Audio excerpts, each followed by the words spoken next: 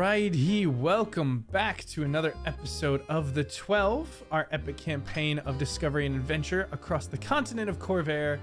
Our story streams live Sundays around 6 p.m. Central here on Javelin Entertainment. And if you missed the last chapter, you can check it out on the channel page or by clicking that link down in the description. Last time we returned to the darkened streets where Jasira, dazed and frightened, had fallen from nightmare into the night itself. Guided by Drego's magic, Theschault and Boko located her shaken, silent, and still wrapped in the threads of something unseen. They gave her space, but never left her side, escorting her back to the warm lights of the Seventh Eye. As others rested, Jasira wandered, still restless, and found Boko, ever patient and prepared. Together they performed a ritual of communion, calling to the spirits of guidance. Though the spirit they sought did not answer, something else did, something ancient and gentle. A spirit of renewal swept through her mind like spring rain, cleansing the lingering magic that clouded her, but warning of a deeper corruption that remained, and Boko vowed to help her face it. Come morning, Alistair Clegane dropped in with a name and a warning. The Order of the Emerald Claw, an infamous long-rumored sect tied to necromancy, revolution, and ruin, was whispered to be behind the tower explosion. He advised caution if they were to go digging around. So naturally, our heroes grabbed their gear and went digging. Boko and Theschault led the charge into the sea ward, arriving at the blast site, now thick with smoke and suspicion. There they met Inspector Broadwags, a man about as warm as a stone slab at sunrise. And while he scoffed at outside help, the mage they had met the previous night, Laren Kiverhall, offered a quiet directive, to go where the law could not, and find the hidden claws. Laren also mentioned tensions in the field ward and dock ward, pointing fingers toward monstrous folk and older grudges that were still smoldering. Meanwhile, our dashing rogue Roland paid a visit to the ever-mysterious Casual Joes. The shop was shuttered, silent, but Roland had a way in. With quiet steps and careful questions, he found Slim and confirmed that Sweetie wasn't behind the explosion. But the streets had shifted and danger still crept like smoke through stone. The group reconvened to investigate the Metal House of Wonders, a lockpicking and finesmith merchant.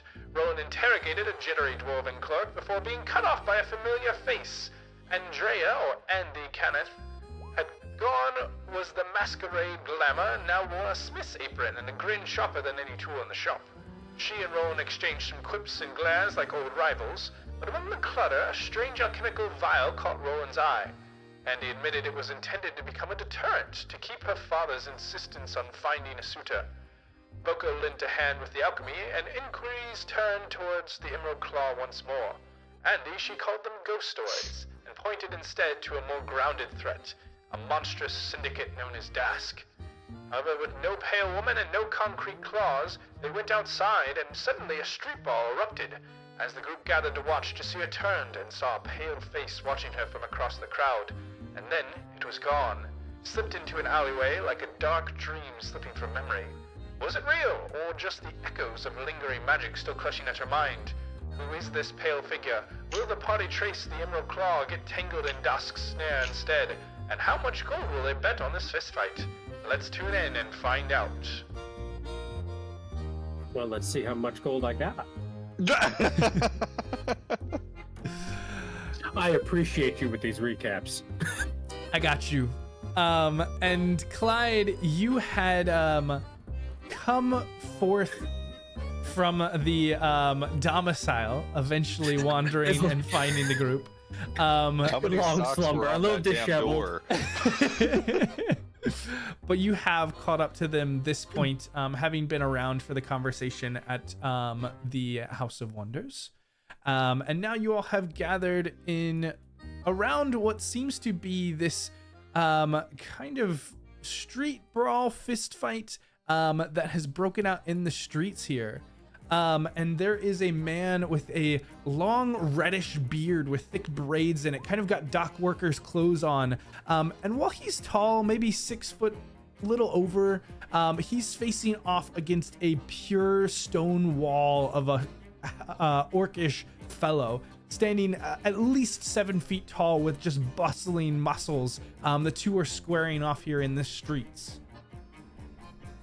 And as this has been happening, Jasira, you caught over your shoulder just kind of this feeling of being watched.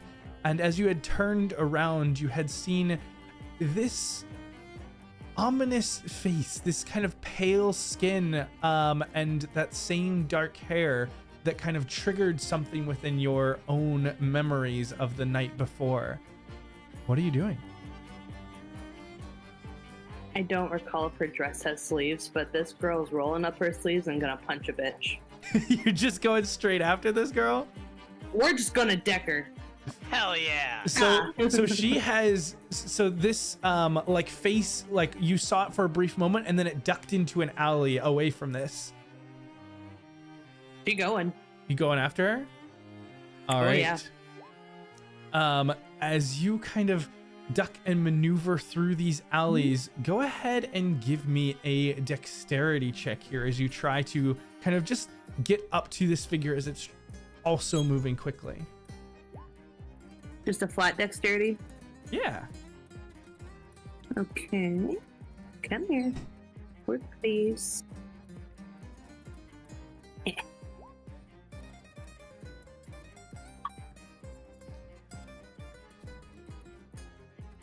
All right. As you race to this alley, you see what almost looks like a ghostly figure moving through these alleys, this darkened place. You don't see any of the features. It's just this kind of outline, the shadow, as she is drifting between the walls and streets here, almost floating in a way. And you just long to get this moment of finding what this is, of ensuring yourself that you're not crazy, and you see enough of this figure to keep pressing forward and kind of dash down into this alley. Go ahead. Let's see. For now, she keeps right to the edge of your range. You kind of keep her in view, but you're dashing deeper into these alleyways. Go ahead and give me one more dexterity check here.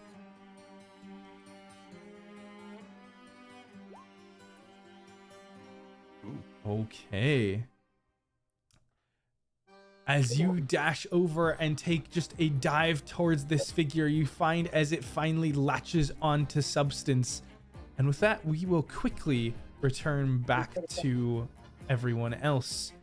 For those of you who are watching this brawl, the poor braided red-haired man is just getting pummeled right now. He's gotten in a few good hits, but this orc is just outmatching him, and already he has a blackened eye as the two are squaring off. And it's been only a few seconds, but this fight is already looking one-sided. For those of you here, what are you guys doing? So are we gonna bet on him and cheat? Also, do we by chance see Jasira dart off? Yeah, that's... I think for those who are paying attention and those who have kind of seen Jasira have issues before, like the Schultz, Roland, Boko, you guys all would have caught this out of the corner of your eye.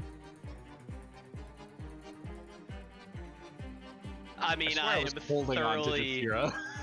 No, I'm stuck gambling, guys. There's no way around this one. No, I'm with you. All right. Clyde wants to inconspicuously, while someone else is putting bets on the dude getting his ass kicked, Clyde wants to use sending and message the orc non-violently and try and convince him that we will give him 10 gold if he loses this fight. I am participating. I will be your number 2 on this. Let's thoroughly cheat in gambling. We can also like subtly cast our spells to help the fucking other guy. Like, I am not above this, bro.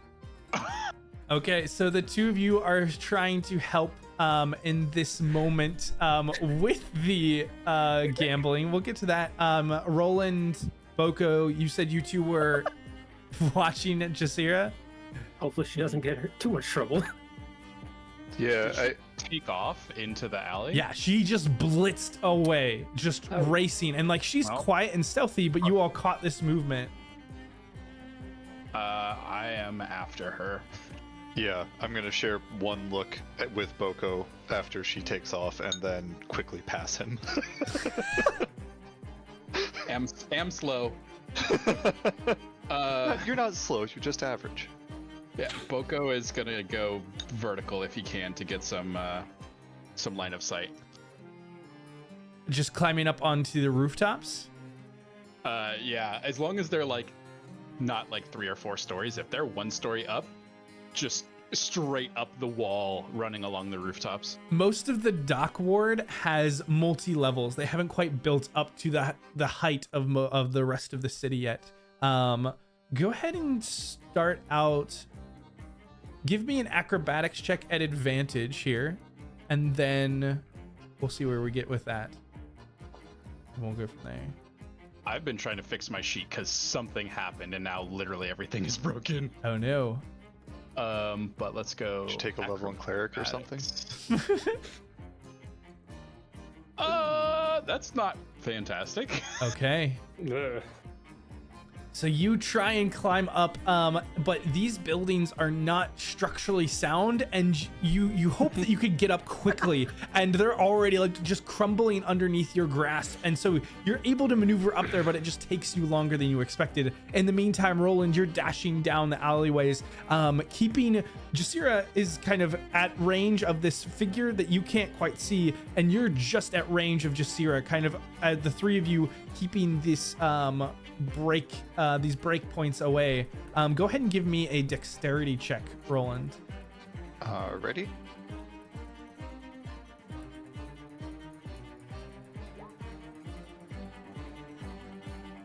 Okay, yeah, you're keeping pace very well. And Jasira here, as you collide with this individual, you said you're just trying to go for a punch? Just straight up? I'm trying to do some quick math really quick, because whenever we were on our pirate ship, she got a magic tattoo, or I guess it was in Port Crez when she got the magic tattoo, whenever she got that. And it's pretty cool, but I don't remember if I have all my attunements accounted for, so I'm trying to do some quick math. Because if not, I might want to try to use my tattoo to grapple. That's a good call. Because I don't need my knitting needles right now. Just my jewelry. I think I'm okay. Let's see, made a note. Yeah, because I'm not using the mother of pearl right now. Yeah, cool. I think we can do that.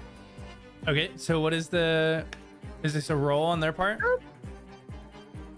Yes, it is a strength save, I believe. Strength a DC save. 14. Okay. Hoping for a weak bitch. This is not a strong individual. And Jasira, can you describe how this tattoo comes off and wraps around this ghostly figure? Well, and if I recall, it was really cool. She put the tattoo on her like upper thigh where her dress slit was. So she just kind of like very Yzma, like yanks up the dress. I bet she went. And then the inky tendrils just kind of start moving and swirling. I love and it. just kind of like snap at her and You hear just start enveloping her arms and there's just an eep as these shadows wrap around this individual, and you have them tight within the grasp for now. And you once and again she'll load up punch. you load up a punch and see this figure turn back over their shoulder to look at you again. That pale white face, even the lipstick, which should be red, is almost like a gray shade, and her eyes are just completely white, just this darkened, blackened dress as she looks over her shoulder at you. You said you're loading up for a punch? Oh yeah, like she's just holding it there, ready to go. She'll give her a couple moments, see if she'll say something out of her own accord, but okay, you have it. It's there, just kind of threatening to be released. Also, that did do 3d6 force damage. Mm-hmm. In which case, It's kind of an insane tattoo. I love it. only 5, but it's about the intimidation of it all. Okay, And so if you I'm you pull back this punch and kind of are at the ready as she just kind of wait, please, I was just watching, I didn't, hi.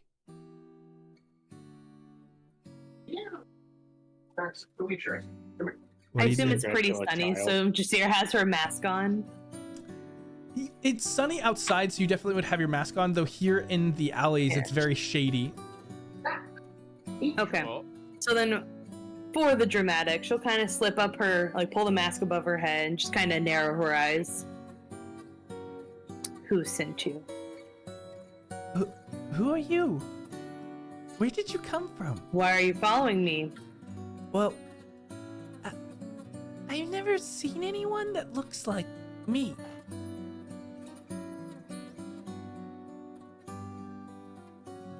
Mm-hmm. Insight piece. That is garbage! Oh That's garbage! You look at this entity and they look like a straight up wraith or ghost. Like, she is terrifying. She's got like this wispy veil of black over very short cropped black hair. Her eyes again are completely pupilless, and even her dress is kind of like torn and shattered, and she's standing, but it almost looks like she's hovering where she's at. And she kind of like struggles a little bit against the bonds and tries to pull a little bit. I try to extend a hand, but and she looks down. Are Boko and I catching up? Yeah, I'd say at this point is when, Roland, you catch up and see Jasira has the shadows of this tattoo locked around this individual. I'll be there in 5 minutes. Can I tell from descriptions that Jasira has given that this is the individual I was hunting for? You definitely see that this matches the description of whatever Jasira saw. Yeah. Then I'll kind of stalk up behind Jasira, just going, "There you are." Oh, your friend? Hi. She kind of looks around, and it's hard to see her actually looking.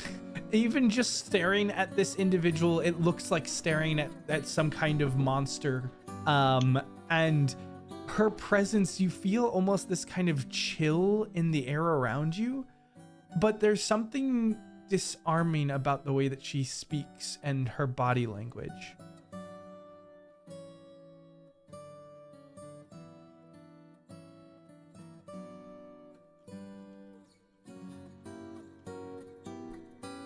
What are you doing here?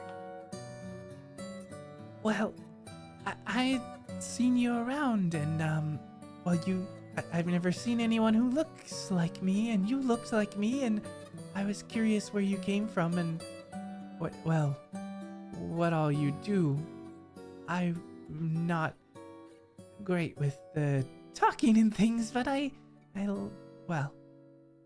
just thought that you might know something about why we're here. You might want to get good at the talking and things. Where in the city are you staying? Oh, I kind of float around, I guess.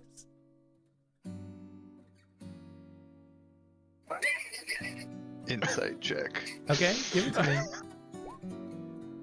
Yeah, I feel like I need a break between my insight check because that was bad.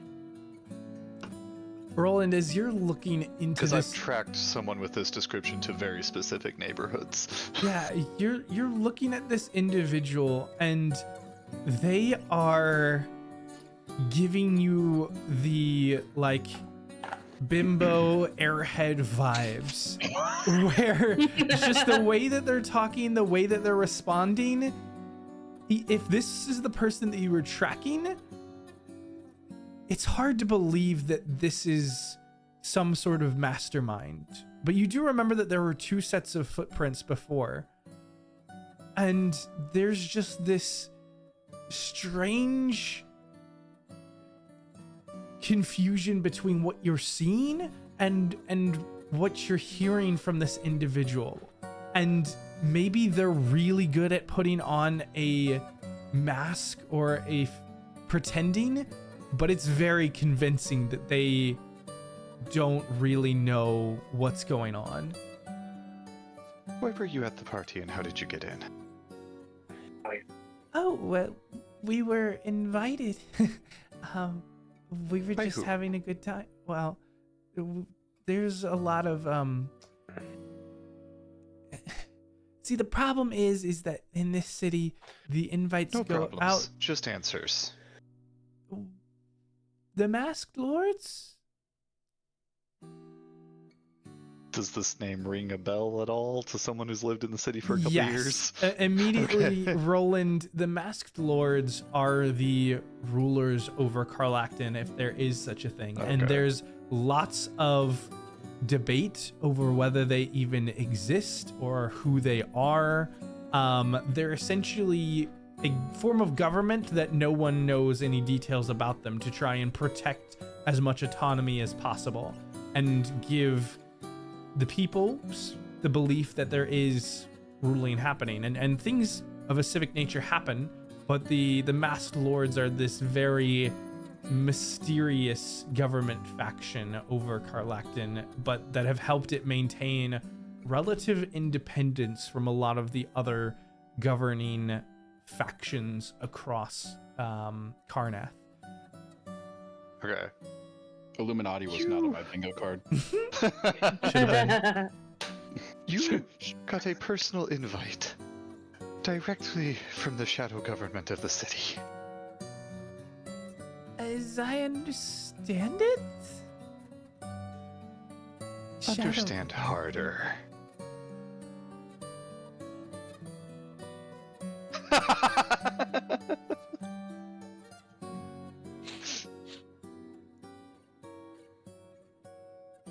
We got a letter.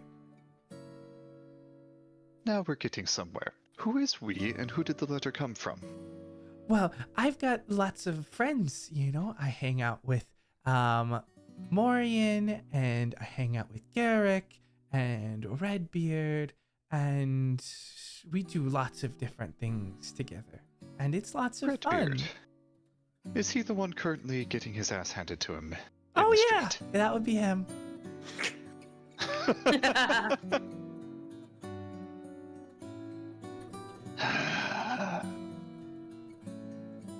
Who gave you the letter? But the Masked Lords. Well, a courier, I think, probably dropped it off, but... Probably. You never saw the delivery boy. Oh no, it wasn't given to me.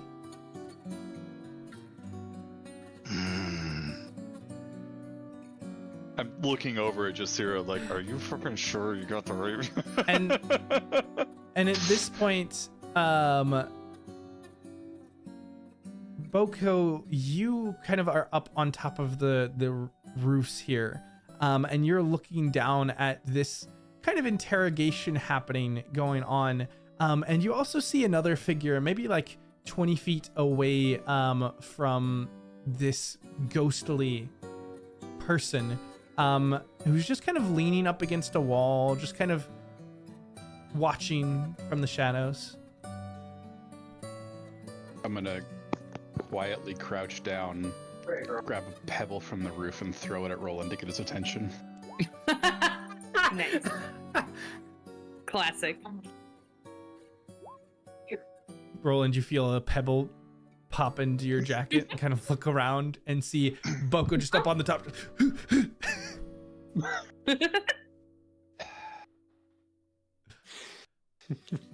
I'm doing my Batman impression. Oh. Don't go anywhere. I have ways of finding you from a distance. From a distance. I'll Boko's just gonna gesture. Swish my trench coat and stalk off towards Boko. Boko's gonna gesture towards where the figure is. Hey, Jasira, take a chance now what the minor commotion to do a quick perception scan while keeping this wraith girl on the ground. Yeah, this girl is just kind of looking at you with a smile as she's kind of wiggling a little bit in the shadows, but still firmly locked. And you kind of give a glimpse over and you see another figure, just kind of the vague outline in the shadow of the alleys, kind of leaning up against the wall. You can see kind of horns poking out of their head and just this smile as they're kind of watching you and watching Roland kind of climb up towards where Boko is at. And who are they? I'm sorry. I can't see. Could you let me go?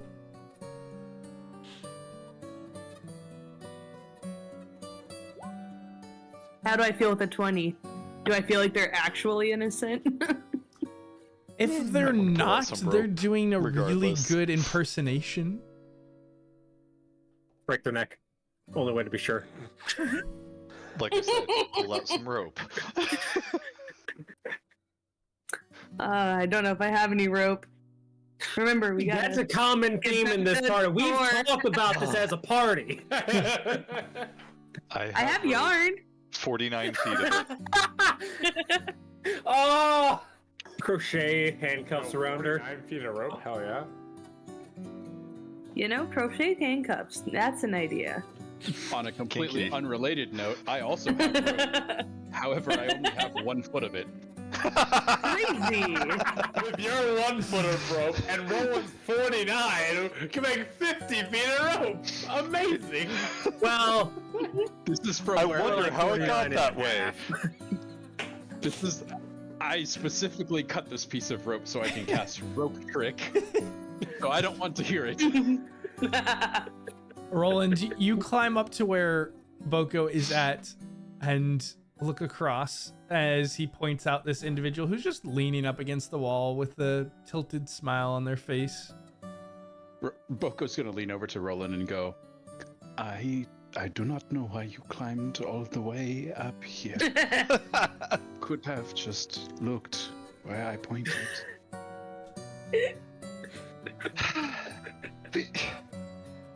Boko, you point at a lot of things. What's going on? That Boko just like looks at him. What? You want to go kill him? You want to interrogate him with what? What?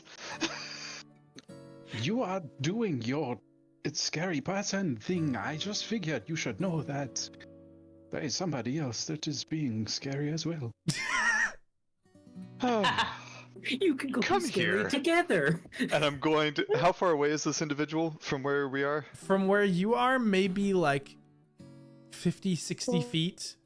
Ah, damn. Okay. They were about 20 feet from where Jasira and this other individual are. And Jasira, are you letting them free of these bonds or are you keeping them tight? Oh, jeez. Am I able to kind of? Okay. Am I able to keep Hold her on. grappled and then just kind of like rotate her to see Yeah, you can keep it the going. figure? Just roll her over. Yeah. I don't really quite trust you yet. You've seen me in quite the vulnerable state and you did not help. So, and then she'll kind of correct her. Who the fuck is this? And just kind of point her towards the mysterious, foreign, smiley bitch face. And while she's doing that, I'm going to be pulling Boko around the rooftops to see if we can get over top of him and be ready to drop down. Okay, so you two begin to maneuver across the rooftops. Go ahead and give me, I'll say an acrobatics check, unless you have something else that you're trying to maneuver across here. If you'd like to try and do like a stealth or as an alternative, you could certainly try that. It's just about how you're making that maneuver. And in the meantime, Jasira, you maneuver to point towards this figure, now getting a better look yourself.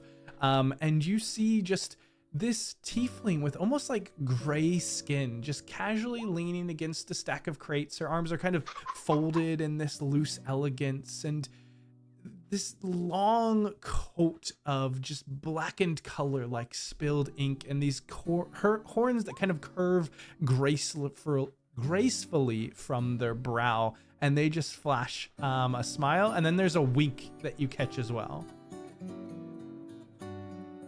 Those kind of give a little like the fuck kind of face expression. Oh,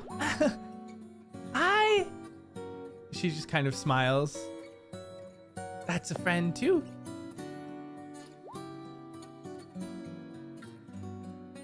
Oh, my darling, do you need assistance? Oh, I think they're friends, but if you wouldn't mind helping me out of here, but I think she's gonna let me go. Wait, what? What? Did you miss her dropping into chat? Apparently. The person and the figure gives sort of a languid, just sort of gesture. Carry on, then. Sorry, was there more that you needed from me, or can I go now?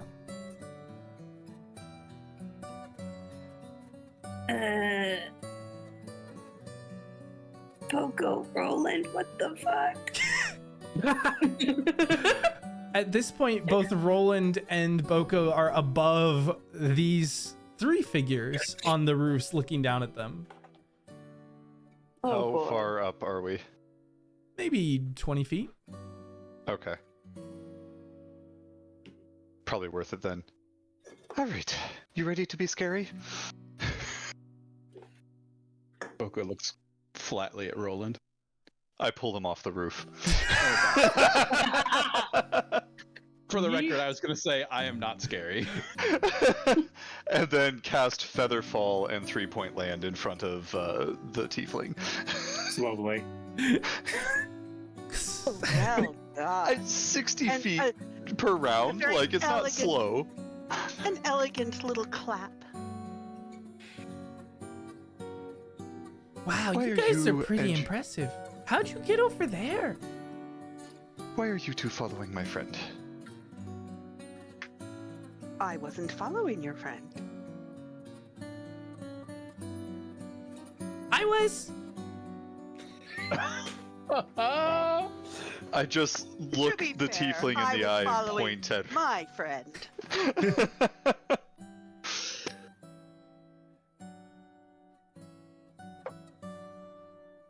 You two are connected to a very bad night for my friend. And I am deeply invested in making sure that that night never happens again, so it would behoove you to be helpful. Oh, I'm sorry to hear that. What happened? And I am totally at your service, of course. With a very elegant bow.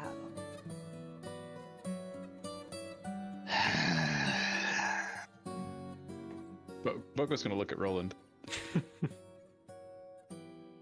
I think they are less scary now.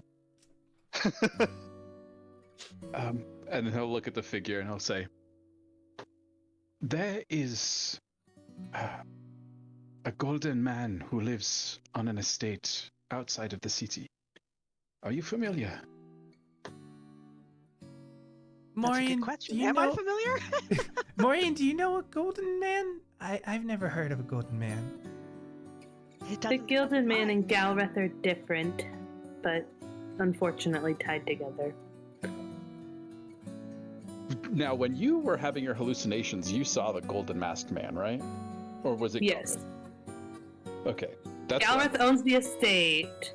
The Gilded Man was in her dreams, and he's Oh, the Gilded Man kind was of the a one that sold you motherfucker. to Galreth, right? Correct. He's the one that got me out Okay. and then got me in, I guess. I meant Galreth. They both start with G. You good? This is starting to get non-productive. Let's go collect the third one and go hash this out in a tavern somewhere. The third one, she kind of looks over her shoulders. I thought there were already 3 of you. Just told. I'll just start walking back towards the Redbeard, getting his ass beat. Yeah. He's otherwise engaged at the moment. We can bandage him up later. Or we can help him win. As you guys begin to maneuver over, we'll flip back briefly to our combat that is ongoing and the support around it. As these 2 individuals are facing off here in the streets. Clyde, you had sent a sending to the orc saying that he'll pay him $10 or 10 gold to take a fall. $10 I just want to know before I said, how much money do I think me and Rennie can make off of this fist fight with betting? If I can make a history check, just something to know the history of fist fight betting here. I think you would know that something just on the streets, you're lucky to get a handful of gold here. Like, especially in the dock ward, people are not rich. And unless you have somebody who just got a haul, like, people are dealing in silvers most of the time, maybe having a couple golds. I think we're gonna go 1 gold, and we're gonna give Rennie. Clyde's gonna give Rennie 5 gold and say, "All right, let's see what you can make out of this." I am really good at convincing people to gamble. I will turn our money into a lot. Yes. But Clyde's message is basically, you already got this guy beat. Everybody knows it. I got 1 gold if you throw the fight. 1 gold, okay. Clyde, you see as this orc kind of looks around, just, who said that? And just the bearded man. He takes 1d6 of damage, of radiant damage when that happens. Okay. So, and he takes 3. You see, as he starts looking around, the bearded man takes this opportunity and just whack, gives him just a left hook straight to the jaw that knocks him back for a moment. Rennie, you're trying to make some money here? Oh yeah, I'm gonna try and persuade people to bet. Clyde, definitely, because bards never get this. You definitely get bardic inspiration. Heck yeah, bro. I am so hyped to use some inspiration. Give me a persuasion check here. Heck yeah. Let me see if there's anything else cool I have from being the gambling type of bard. The gambling type of bard. Specifically. Let's see here. I'm sorry, 1 second. That's good. I'm gonna go grab me another drink. Be right back. That's what I was doing when I stepped away earlier. Let's see, where did I put it? I put it in bard stuff, maybe? Bard stuff. Where all the bard things are.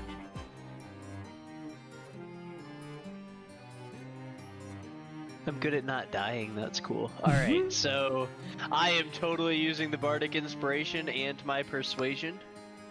And we're gonna go from there. Okay. That's a 1d8 that I get to add to this? Mm-hmm.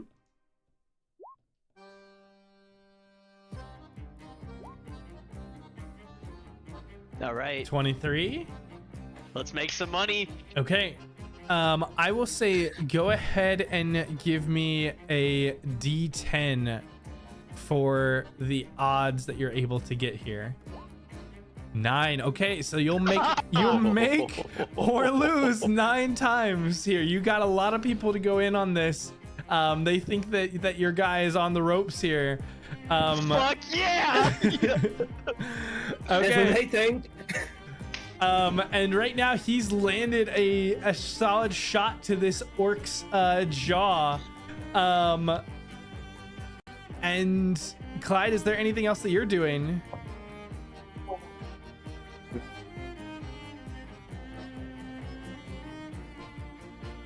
This time I'll just send a message to him, because fortunately it does the give up now or you lose the money.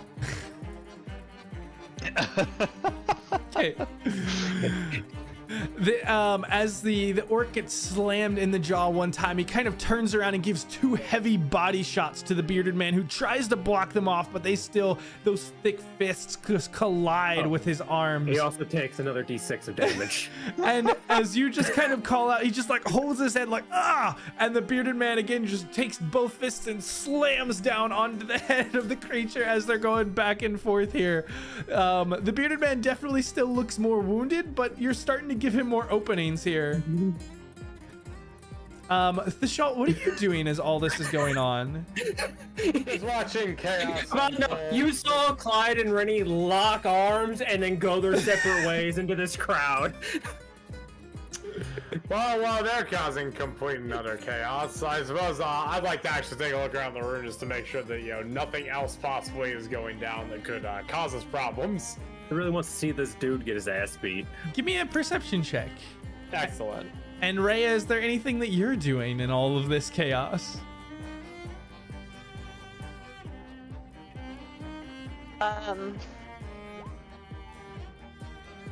That's actually Staying out of the way. Staying out of the way. Well, you can stay with me. We'll be watching the show, I guess. Theschault, as you're kind of looking around, this street has garnered more and more people have started to come around, and Rennie has taken advantage of that, making additional bets to kind of build up the cash that they might be able to get out of this, and hedge their bets just ever so slightly. And you also kind of look, and you still don't see Roland, Boko, and Jasira back yet, and it kind of gives you a bit of worry, but kind of Ray is hanging by, and so for the moment you're kind of waiting to see how this will play out, and then you'll catch up with them, expecting them to be on their own, but you don't see any other foes at play here. Most of these individuals seem to be basic dock workers. But in this moment, again, after kind of slamming this orc down on the head, the bearded man tries to land a body shot, but the thick gut of the orc is just not moving, and kind of looks back at his own fist before the orc just clobbers him with just 2 punches from his right hand, just jabbing straight into his chest, that knocks him back onto the other side of the circle, and the dock workers there kind of form a wall and hold him up from falling down. Any other actions that anyone here is taking? Clyde wants to do. I'm just going to be spending resources for bullshit, but that's fine. Clyde wants to disguise himself because he's going to get. He doesn't want this orc coming after him after. But before he steps into the front of the ring. Yourself as Roland. Well, it has Short to be Roland. a small Roland. Oh, can I run around with a mini-me? I've got a question as well, Austin. Uh-huh. Would letting this random bearded guy know that I've bet a lot of money on him and infusing that be sufficient to give him one of my special helps? Are you just calling it out to him? Yeah, that it's like, I've got your back, dude. I believe in you. Yeah, sure, absolutely. So yeah, we're gonna give him one of our Fey helps, and we're going to give him the hospitality, so he gets some temp HP. Nice. As well as advantage on his next attack. So yeah, Clyde, was there more? I was just gonna say, Clyde is a miniature Roland with the black eyes, and he's going, when he steps forward, he's going to use message again. That was the last time we're being nice. He's gonna make eye contact with this orc as a miniature Roland with black eyes. What? I'm gonna find you while you sleep. So this orc is looking around, just, who is talking to me? What? And it's just like looking around, and the other guy on the other side is kind of like leaning over, and Rennie just kind of comes up and is like, you got this, man, you got this. And he's, okay, I got this, all right, and kind of squares up again, and he takes 2 more jabs as he dodges around the side, and the half-orc just whirls around and slams him with an armbar, knocking him down to the ground, and then just lifts him up and slams him onto his back, and you see all the air go out of this man as it is not looking good for him in this moment. But with that bit of advantage, he kind of twists around out of the grasp somehow, and up behind him and hops onto his back, trying to hold on as this orc is turning and twisting. Anything else, Clyde or Rennie? All right. Fuck. All right. The next time he makes a move, Clyde is going to silvery barbs him to give advantage to the dude getting his ass kicked. And you see as he reaches over to try and grasp onto this individual, but there's just this bit of burst of silver, and this just, oh my eyes, and holds on to his eyes as he's trying to grasp onto his back. And you see the guy just hanging on for dear life, and he looks like he is almost out of this, just beaten and bloodied, but hanging on to the neck still. Gosh, I need another dice. He's rolled so bad. Oh, okay.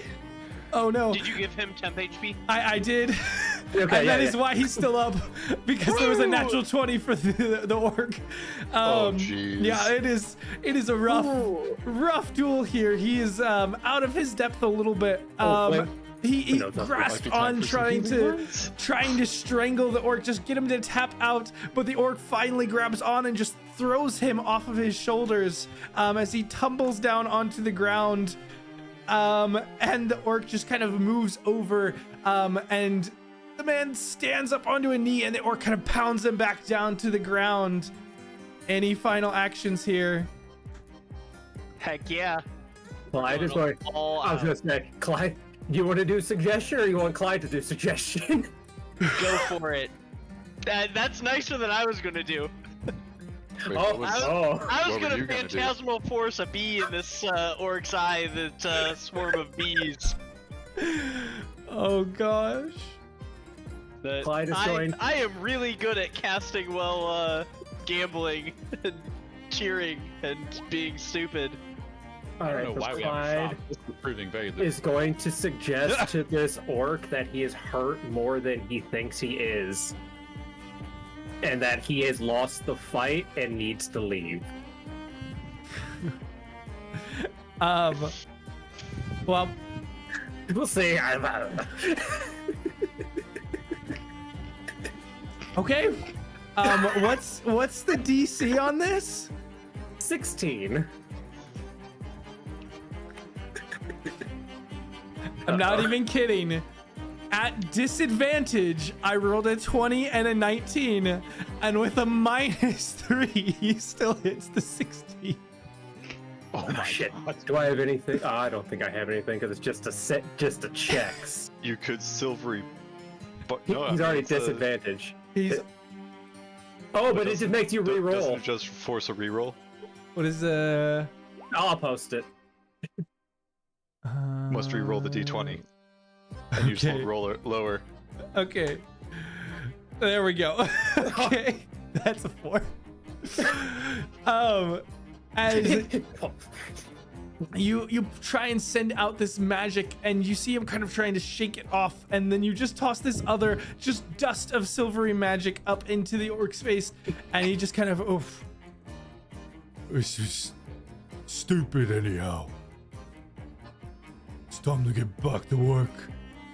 And he just kind of starts walking away, and the bearded man's like, that's what you run. And now we try and the victor and hold his arms up high. I would like for Clyde and Rennie, both of you to make me just a straight charisma check. And this is more to manifest your own magic and hide it here, to not get allegations of cheating. Yeah, I kind of figured. Let me just make sure. 'Cause I Would got- performance and gambling be reasonable here? Sure. We are performative in our gambling. I'll let it fly. But I could always Hell make yeah, it that I if do you get to could do step out. at advantage, boys. Shit, where's my? Oh, is this? If you could turn that No. on and then get me one of my cups, that'd be super. I have a thing that gives me plus some. Oh shit, what was it? Let me just go check. This is so much fun. I get... Okay, I get an additional +2 to this. It's just a checks, but I don't have it on my charisma. 15. Oh, 15 Yeah, because you say is just enough. Okay. You said just a charisma. If Yeah, just a performance, charisma. it's a +9. Yeah, yeah. So as you two are just maneuvering this magic through and making it as blend seamlessly into the performance of this whole activity, you see a couple people kind of sigh and roll their eyes and leave, and a couple people are like, how in the hells did that happen? But they kind of sigh and eventually hand over the cash to you all as you've made 45 gold off of this. Fuck yeah, bro. We're taking this guy for a beer. I need to know his story. And he just is like woozy. You see he's got one black eye. You see he's bleeding from the lip and the nose a little bit. And he's, I always knew I would have him. Yeah. And Theschault, you recognize this is the figure that you ran into in the market. They're looking a lot worse for wear right now. Clyde is going to go, drink this, and give him one of his his last moonlight moon still thing. Let me pull that up. Drink this, you'll feel a bit better. He's going to get 5d4 and dark vision for an hour if he drinks it. Beautiful. He takes a swig and just, oh, it's strong stuff. It is. What's your name, lad? Oh, I haven't used my name in a while. You can just call me Redbeard. You know what I'm All right, kind of- Redbeard. Congratulations. Absolute master of the fisticuffs, sir. And as Well, more like getting punched in the face. Is that why they call you Redbeard? Blood in the beard? my mother was convinced that's how it got dyed that color. Yeah. And You as keep this up, it'd be true. As you two are pumping this individual up, that's about when the rest of the group kind of maneuvers out of the alleyway. And you all see the fight clearing away as Clyde and Rennie are holding this man up, just kind of lifting his arms up into the air. And he looks beaten to all hell. All right, Rennie, we got 45. I'm going to take 25. That's fine by me. Because I put 5 in, we both get 20 out of it. Heck yeah. There we go. All right. More money for Kobold or go home. Clyde needs himself a cape. Oh, Let's no. go. I don't know. I would like to try and actually get some information out of this guy by taking him for a beer and try and figure out who he is and. Clyde is he going to was do fighting. a perception check to see if Roland appears, because Clyde looks like a scary Roland currently, and he knows that Roland won't approve of that. Oh no, Roland definitely sees this. He Yeah, walks out. Clyde just you wants to two- know. Clyde just wants to know if he sees him before, makes eye contact, it's like, and then turns Roland back to Clyde. raises his only eyebrow. Clyde just goes, We're gonna need a good story. Oh, he won! Technically. always knew I had it in me. At least it makes one of us. Come on, let's go get some more alcohol into you. Oh, Redbeard, you won? Was that supposed to happen? Of course it was. He's a champion. We're gonna get this guy into the ring weekly. If you can take a beating like that, we can probably make good money off of him. I don't know how consistent I feel about it. We'll talk about it once we get some more alcohol into you. Yeah, we'll Just figure come with it me and my out. friends here. This is Roland and Boko, and I don't know the one in the middle. I don't think. I'm Alma. Hi, Elma. I'm Clyde. Why are we bringing the weird people? Well, I've been a weird person here. He's a fighter, can't fight. Oh man. Let's just go get a drink. That's what I said. What have you guys been up to? Huh? I agree. Let's go. Let's go do. What time? It's got to be at least 10:30 by now. It's well into the afternoon at this point. And it's maybe like 2 or 3 o'clock. And you all head into a nearby tavern here. That's 5 o'clock mountain time. Kind of escorting this individual on your shoulders inside. For Jasira and Roland and Boko, you're all still a little bit weary of the other two you have. And these three are all kind of chatting among themselves. They clearly all know each other. I'm really glad you didn't get knocked unconscious this time, Redbeard. Like, it's a solid improvement. I think your right hook, that's right. Yeah, right hook is looking really good. I saw the first couple when you got hit, but I imagine it looked a lot better. Morian, have you been giving him hints on how to do better in fights? I've never seen you lose as many fights as Redbeard. I don't get into as many fights as Redbeard. Besides, what's the entertainment in that? He enjoys it, don't you? Well, when we win, we get a good drink afterwards, we make some friends, you know. What's not to enjoy? And that is the point of these things, yes. So, you all know our names. Why don't we go around? What's your names? Who am I drinking with? Well, you're gonna be drinking with and against Clyde. That's gonna be me. Oh, you're gonna have to give me a minute to catch my breath before we get into any drinking competitions. The best times when the blood's still flowing out you. I'm convinced. No, it is not. I think that's going in. You get much drunker then. And the blood flows faster. Because it's thinner.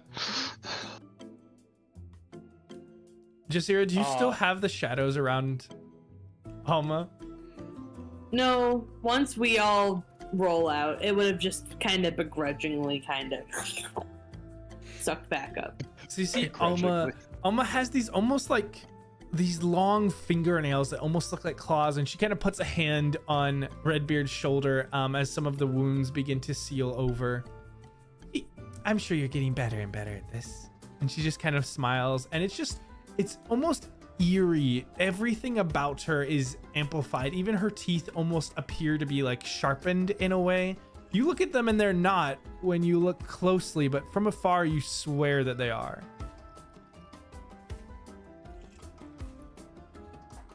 All right, who's buying first round? Victor should buy the first round, and Clyde's gonna slap him on the back. Roll me a persuasion check, Clyde. Yeah. Clyde's in a mood after the night he had. Oh, did it not go well? The pleasant night he had? What's the problem? All right, I'll buy the first round as soon as you give me my cut. And he holds a hand out towards Clyde and Rennie. You want him to cut you?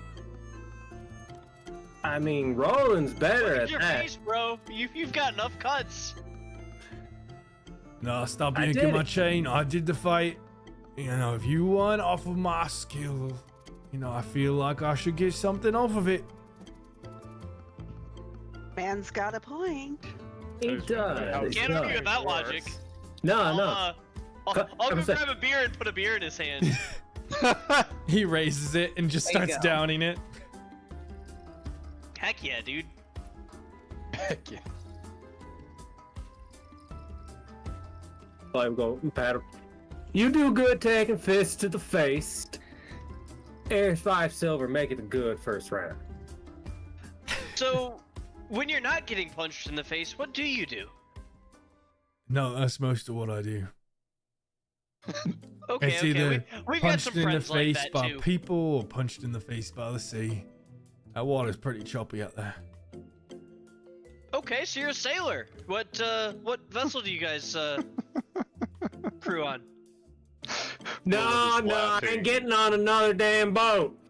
Roland is laughing at the idea of the waters around Carlacton being choppy.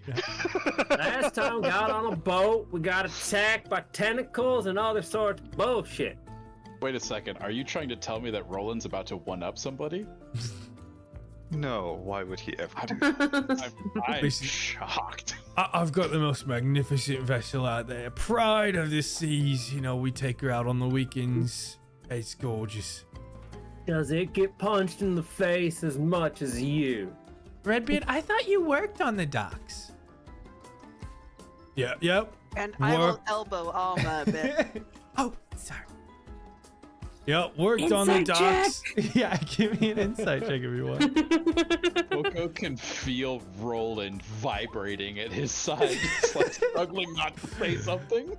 Yeah, Clyde, you're here for the story. You're along for the ride, but Jasira, you definitely know that this person is amping Clyde's up. here to rib this dude all day. Yeah. Jasira, this person is clearly just leaning into this story. So, this magnificent vessel of yours, you crew it, just the three of you? Oh, no, I'm the captain. I've got a crew of 26. That is The kind of spray small, would isn't bust it? Yeah, The they'll spray make would a lovely bust my sloop. feathers. I try to avoid it. You guys ain't part of any of the pirate fleets, right? There ain't many pirates up in these parts. Too many royal That's- navies and such. That's probably for the best. Most of the pirates, from what I hear, are out east. They are. And Clyde's gonna flash him a shiny red tooth. Roland is, by the way, wearing an eye patch. Clyde also has a ghost arm. It's not quite a peg leg, but I feel like it should have. It's in the same vibe. T-shirt, yeah. So, how'd you convince these two lovely young ladies to join your crew? Oh, they're not my crew. They just, well, when you're as charming as me, you group ladies like pigeons. Ah, like pigeons. Pigeons. I will tell you, they don't like it if you refer to them like that. Yeah, I prefer Don't more worry, like I'm sure an they're owl. positively cooing.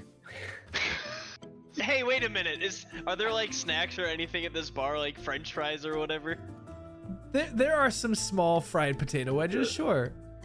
Please Let's, don't scatter them on the floor. I can't help it, guys. I'm sorry. We're gonna put a couple of these fried potatoes at their feet and see if the girls pick them up like a pigeon. And then when they don't, I'm going to make a joke about it. Yeah, And when Alma does, Maureen is going to. yeah. I'll just look. Why'd you put good food on the You should ground? just give her food. You shouldn't put the food on. That's just rude. He said they were pigeons. I said I preferred more She than said she was owl. owl. Exactly. That's Listen. not really what that means. Ready?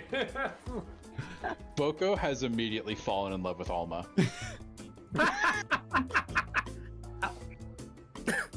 She understands him. And the pure chaos of everybody else in the room. This is entirely too much fun. I hate to tell you, Redbeard, but I don't think your girls are pigeons. That's all But, right, mate.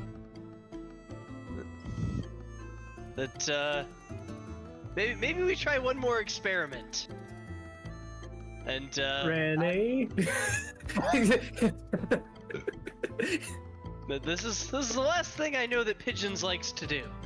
And I will flick a shiny coin up into the air. And then while it's in the air, well, nobody's watching, just make it disappear and see what happens. That And Maureen will completely disregard that and lean over towards the green-skinned lady with the ears. I don't believe I got your name. I'm Maureen, and putting out an elegant hand to shake. And I believe that was to Sam, to Rhea. Oh, to me? Mm-hmm. Pleasure to meet you. I'm Rhea. Delighted, Miss Rhea. And Rennie, as you toss the coin up and make it disappear, Alma kind of claps a bit, but there's not really any sound as her hands clap together. It's just the action. There's no audible noise. And she's like, I can do that too. And she kind of grabs one of the potato wedges and flips it up into the air, and you see as it disappears.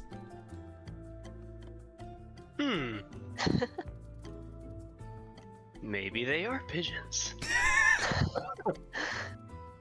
Ready. Might want to drop the pigeons, Rennie. Come on. Pretty sure this one already said they're an owl.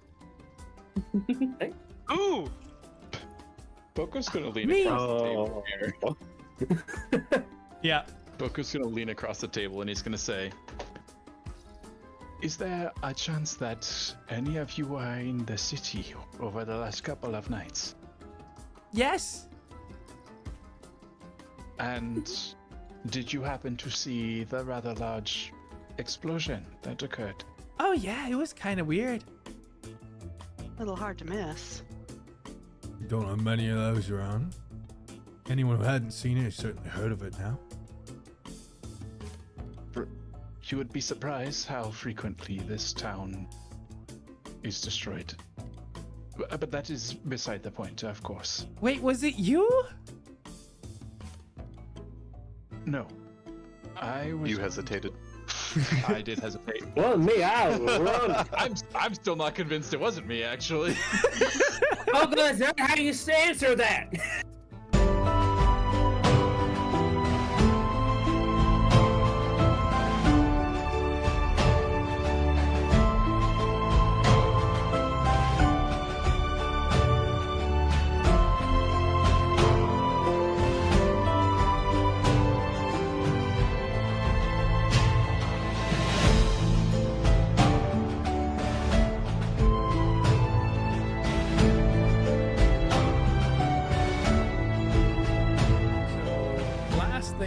I heard was, Boko, you were about to say something after they had asked if you were the one who had done the explosion and you paused.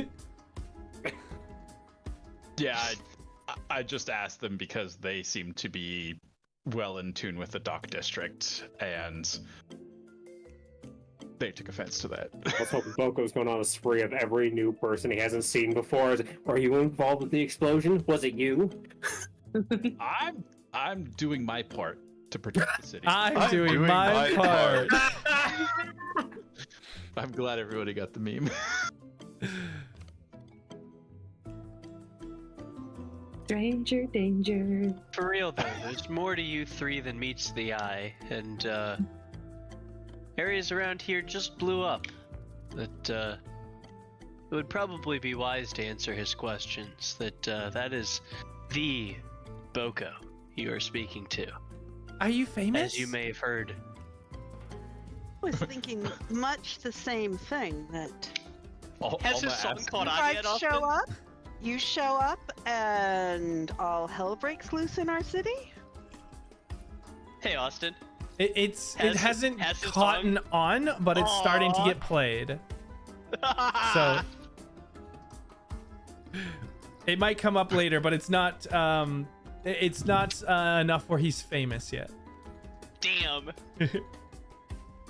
Wait, who's famous? I'm so confused. Rennie. Don't worry about it. It's fine. Wait a second. What is happening? But yeah, Morian, they kind of look at you all as suspiciously as you're looking at the three of them. And Alma is like, wait, where were you guys when the explosion happened? Oh wait, no, you were at the gala. Of course. Yeah. Silly me. Yes, the one that you're still not able to explain how you got into. I told you, we got a letter inviting us from the Masked Lord. So did so many other adventurers. It was like a whole thing. So you're adventurers? Well, I wouldn't call us that exactly. We do go on adventures, so maybe. I don't know. That's That's the term that I would think most fits what we Do on the off hours. Yeah, that. So when you're not captaining your mighty vessel, you're adventuring? Sometimes about times. When do you work in the getting your face hit part? Because I've heard from your friends that's a big part of your life. Oh, I'm always working that. You know, you gotta get a few fists in to get it really nice and scarred up. That's what the ladies love. Exactly. And Clyde's gonna give a big missing tooth grin. Redbeard gives a smile and he's got a missing tooth as well. Yeah, I'll get there. He's got that hockey player smile. Damn, I'm gonna have to remove some of my teeth so I'm more attractive.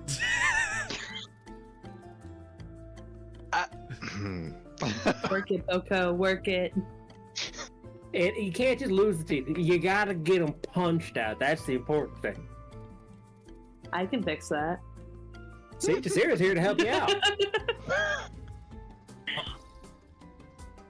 We can take a tumble. I'm ready for round 2. Gassed up, ready to go. No, you're not. I'll just kind of like lay a hand on his arm. Oh, he is. He is. No. Let him cook. That.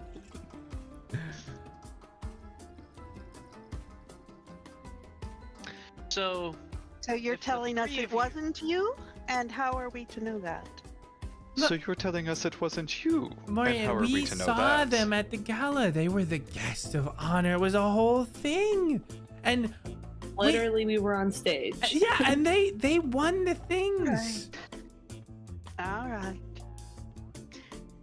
If Yes. Alma here vouches for you, then who am I to say otherwise? I'm so grateful. So every adventuring party has a leader. Which one of you is the leader? All 3 raise their hand at once. None of the 3 of us. Yeah, Oh, Redbeard. it's way too much work and responsibility. Yeah. Can you see any of us as a leader? Hardly. So Which of who is you your leader? is the leader? Not it! Not- Clyde says Nobody loudly. put their hands. I mean, we'll gesture to Boko. It's just, the great folk. I put Boko's hand down and raise mine. If you point at Boko, Clyde will go, ah! We see where that went! I do not raise my hand. I am not. This is not my circus. These are not my monkeys. Okay. They are your Well, the monkeys. problem is they are your monkeys. You have 100% one of the monkeys, people. bro. The tale of Boko is currently being recited. This is Jesus too late to unring this bell. Boko is saying, just because the tower exploded as I put the coin into the fire does not mean. Boko, don't admit that! That's what people want you to think. And I'll lean Oh, over to what? Ray and go, admit it, darling, it's really you, isn't it? I hope not. What? We would all be. We do not want that.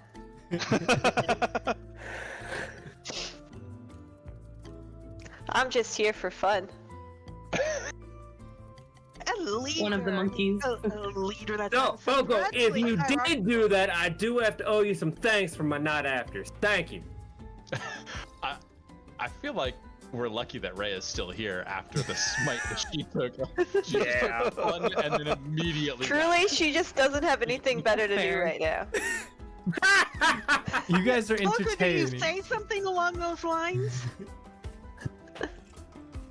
Christ.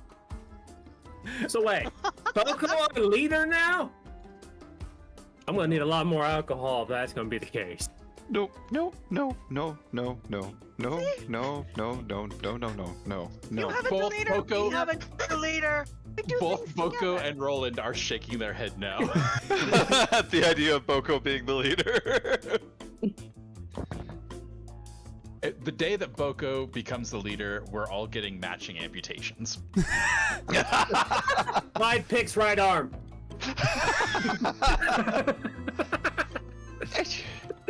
Let's be honest. Matching. Cade was our leader. True. Well, she Captain was Kid. definitely the With us most being left. mature. And so where is she? probably happy. I thought she was babysitting Cindry. Implying that you are not happy. How can you not be happy? Yeah, Roland, I take It's a offense to fine that. day. You've had some entertainment. You have a glass in front of you. What's not to enjoy? As long as there's drinks in the company of women, I don't understand how you couldn't be happy. Oh, there's just so many people talking right now. I will say, Don't wait. Just say what's on your mind. That's what I do. I know. Go to a bar with a whole group and you expect we'll all sit silently? That's how I go to Strange bars. company, I must say. That is typically what the boss man does. That's the reason why it's a bar. Everyone has their own spot at it. They can stare straight forward and not make any sound. We're at a table, Roland. You're looking at me.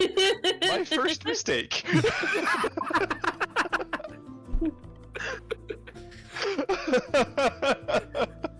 Boko, was there something you had to say? no, Boko is just gonna make a joke about Clyde, but that's it. Boko was having an existential crisis about being the leader. I'm terrified. Okay. We all I will are, say, don't worry. Cade might have been the leader, but only so far as we literally rebelled against every little thing that he ever said. Yeah, that's the function Yeah, of the leader. Again, just trying to tell us what to do. Here's our order of operations, and we were all like, LOL. Let's look at And we're that. all like, Yeah. Anarchy. All right, guys. Here's the smart thing to do. We're gonna do this. Yes. No. They're gone. Where'd they go? Why is Boko ripped in half? Why is there a dead dwarf in our cabin? Oh, See, now that's the real that was a- question. That was a But it's problem. I still have parts That of him in sounds my bag of intriguing. holding. Clyde still has parts of you, Boko. That's true. You say this out loud because I want them. I want them I so feel bad. like this is just you guys sharing stories, and then the other three are just like, this is fascinating. Okay, now. Y'all crazy. But So at some point presuming during that the we night, believe you. So presuming that we believe you, which, with my darling Alma here, it's highly likely. Yeah. You seem uncommonly interested in something you weren't directly involved in. What's your interest then? Good question. this city, it means a lot to all of us. The disease that once ravaged this city. Oh, Clyde and Roland both just give Boko a look when he says that. What? Jasira's just drinking a beer like, What do you mean we, Siren? not me. Well, this is Boko's first city. Like, he's just adopted it, apparently. He's Aw. literally never been in a city before in his life, and now he's connected. The classic New York story. Mhm. So if you're interested, what have you done so far? Aside from saving a very large percentage of the population, we have not done very much. I was gonna start us when we all got kidnapped and set loose naked on a beach together. Ah, sounds like I a fun think- story. Right, well, it wasn't. Well, there was hentai. In the sky, in the water. What's a Yes, hentai? lad. Be careful. Well, we've decided that's what a lot of tentacles are. When you can't describe it any other way, a lot of tentacles is a hentai. Oh. So more than a tentai, you get a hentai. Exactly! I think I've seen a few of those in the waters. Mm. Jesus Christ. As all good Crazy. captains do, right? Exactly. Exactly. And we all got kidnapped by pirates. That's why we had to ask, make sure you weren't pirates. It won't happen again. Well, if you Not haven't gone, nearly stylish enough to be a pirate, darling. if you haven't Well, gotten I've met kidnapped some by, pirates, and they vary. if you haven't gotten kidnapped by pirates 2 or 3 times, you know, are you really doing your job right? Wait just a That's one moment. Who isn't stylish enough? I'm obviously not stylish enough. I mean, I do my modest little part, of course. I think you're certainly stylish enough to be a pirate. Oh, aren't you just too sweet? Oh, I am ever at your service, of course, darling. You're at a lot of people's services, aren't you? Always. What Clyde else is has- there in life? Clyde has Pirates told would me like you. about Women like you. Boko, I told you that in confidence. Good for you, Clyde. Good for Thank you.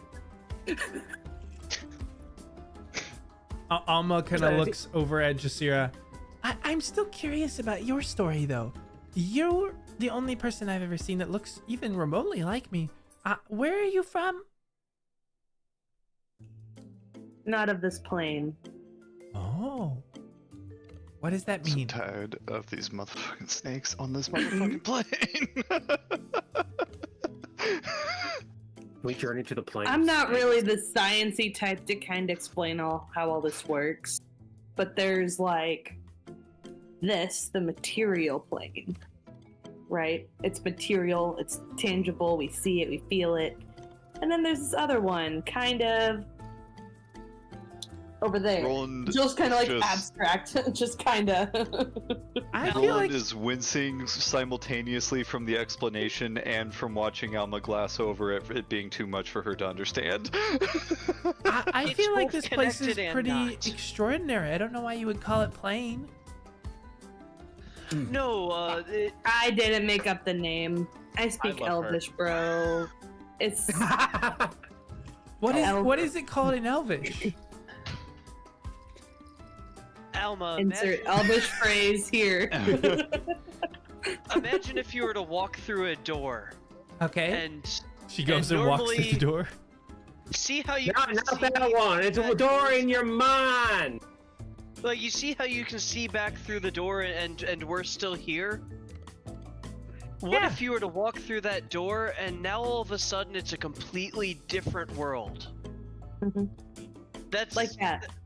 Jasira's world's both connected to ours and not at the same time. How do you get back there? Can we go? Maybe There that's where I'm are- from too. You don't. I mean, maybe you want to go there, but they don't want to go there. Pointing to just every other semi-normal looking person. There are certain places that you can cross over. Let me just say, I once had to run for my life for, and then she'll just kind of describe like this big like butterfly moth creature. She's like, and it was this big, and I swear I saw my death. It just pierced into your soul. You don't want to go there. There's all sorts of shit like that. I've seen my death before too. Not a fun time. Very dangerous. Wait, Boko is like wait a leaning moment. towards Alma and he's like, what a coincidence. What else have you seen? I saw a bird today. I saw some really cool rocks. I saw Redbeard getting beaten up. I didn't see him win, but then I guess he won. What have you Did seen you see today? him lose? I haven't seen him lose. Well, I saw him lose yesterday. Darling, you did pick that flower over by the market as we were That's heading over right. to the dock. It was so beautiful. It was a bright blue in the middle and black on the petals, and it was just so gorgeous. I just had to take it Roland with stands up to go get another drink. Boko and Alma are gonna go live their best bimbo lives together. And it's gonna be lovely. Cute. We're rolling when you bring back enough. Once Clyde gets another drink in him, he's going to start waxing poetically about Barrymore's bastards and how they had absolutely no drip. Oh yeah. Oh. What a Alma, I've fucking met sentence. others like Holy you. shit. That sentence.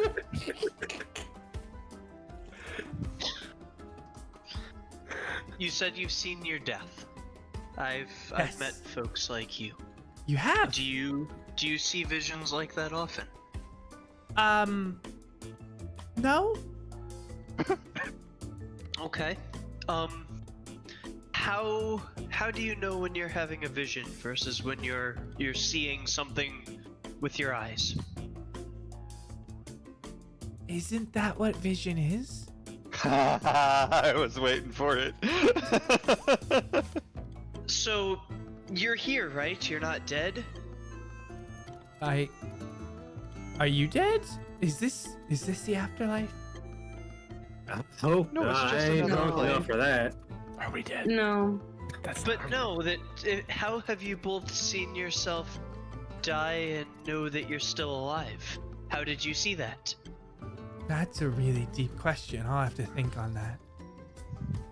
How do I know that I'm alive? She like pinches herself. No, I can't feel that. Maybe I'm not alive. How do you know you're alive? How do Well, any you of see, us there are know that we're multiple- alive? There are multiple leading theories in the affirmation reached of the life. philosophical One of them drunk is stage. I think, therefore I am. All right, And, Red Man, you want to punch each other in the face? It's better than this. Let's do it. Boko stands up to go get a drink.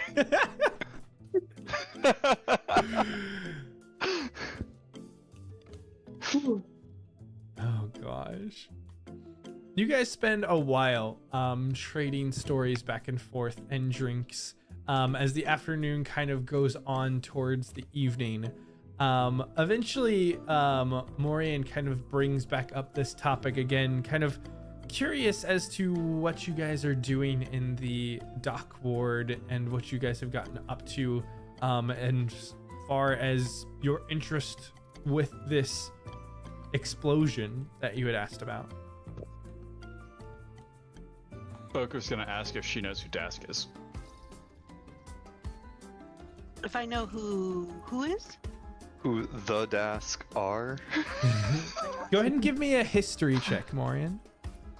Look at that grammar. Is it the Dask or is Dask an individual? Dask is an not an individual. organization. Dask is an organization. Maybe That's They're, the thing, they're since the I orc haven't been able to mafia, find him. essentially. That would be why I have. Oh, you were probably fighting a fucking Dask. Probably.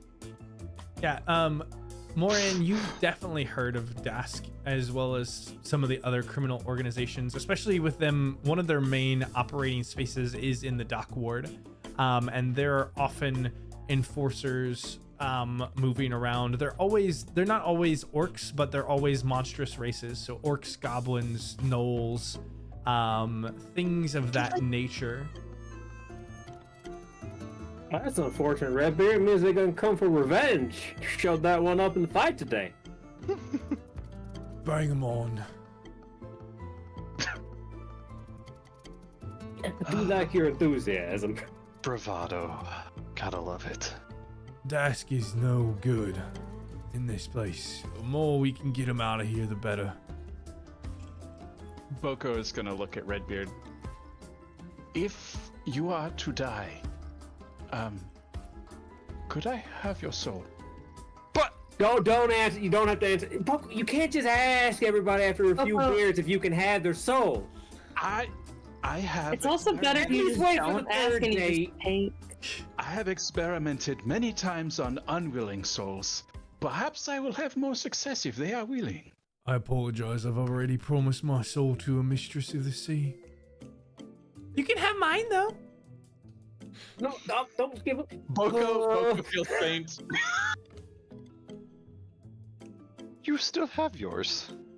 We don't know. I might be dead. If you're really dead, I don't think we could be doing this right now. I think. Well, like she said, unless we're all dead, but we ain't had enough beers and drinks for that. But that doesn't explain my claims very- entire way of operating. Like, it doesn't make sense. I look very pointedly at Clyde's arm as he says that. Well, I'm like a quarter, but that doesn't count. A quarter dead? Yeah, I mean, it is your jerkin arm, though, so isn't that more like half? How do you know that? Just me, we have heard. We have heard screams.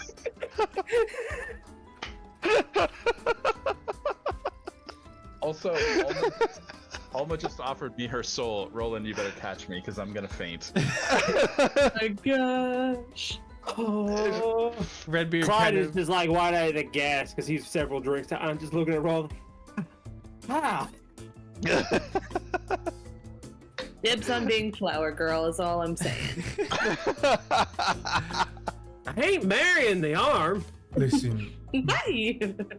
Boko, why do you think that Idosk is involved with the explosion? It happened on the entirely opposite side of the city than the Dark Wars. I mean, if you were wanting to make a go, wouldn't you blow up something showy?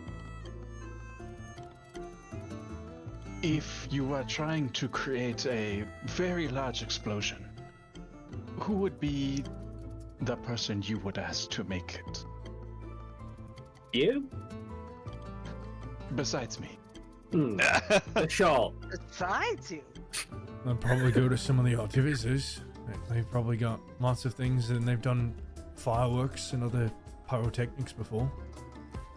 And if you are looking to acquire some less than savory ingredients for said bomb, where would you go? I've got to be honest, I don't know if I have anything. He looks over at Morin. Morin, if you want to make a history check, you can. Although I'm looking thoughtful, and even if I knew something, I would not choose to say it. Okay. I would imagine you would need a way to bring them into the city to avoid tracing. Well, Perhaps through the docks? I do know a few places where the Dusk tend to smuggle things through. We've mentioned it to the guard, but every time they try to set up, things magically go somewhere else. Unless it's been there for a very long time.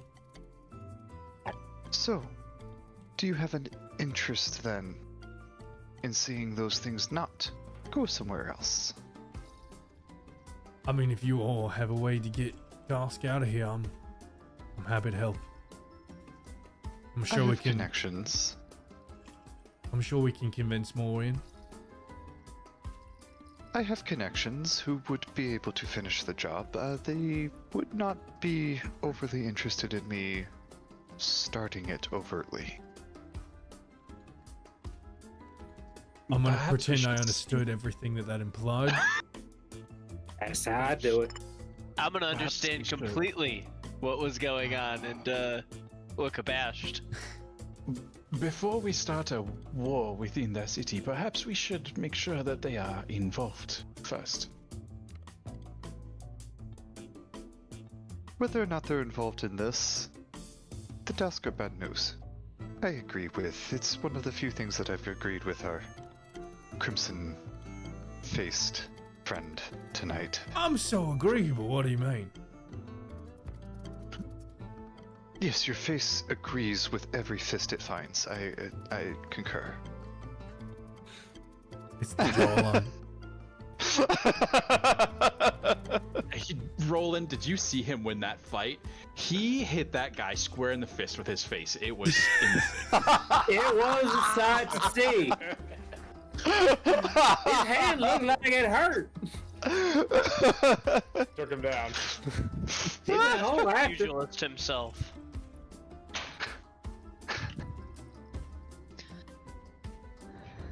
So if we were gonna try and find out if they were involved, what ideas did you all have in mind? Our first idea was to get as much information as possible from the three of you, and then go about it ourselves.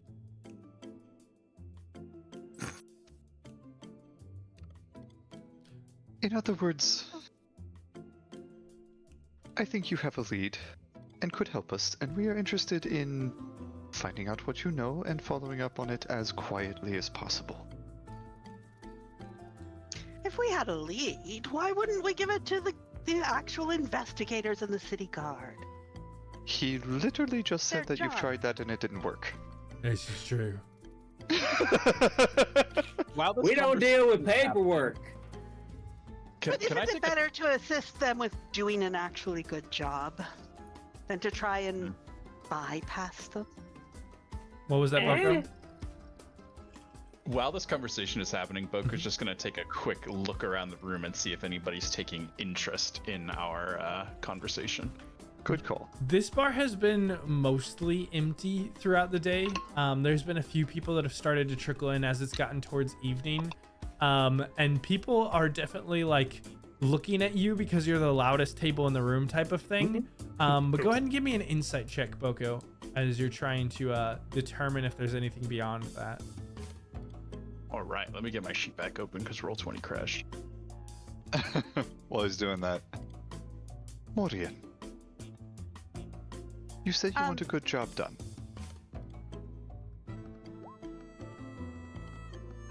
Austin, would I know, given what I do casually, would I know if anyone's taking interest in us? Undue interest?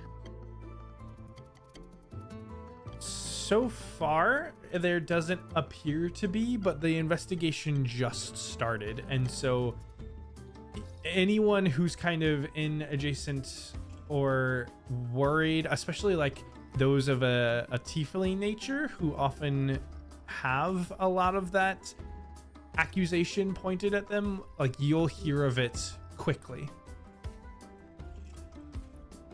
But so far it's been half a day.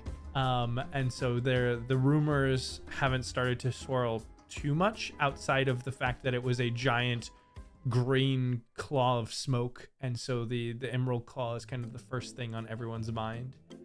Boko, as you look around again, it's fairly empty and quiet in here. Like there are definitely gazes and looks and snickers at your group, that is just loud and proud.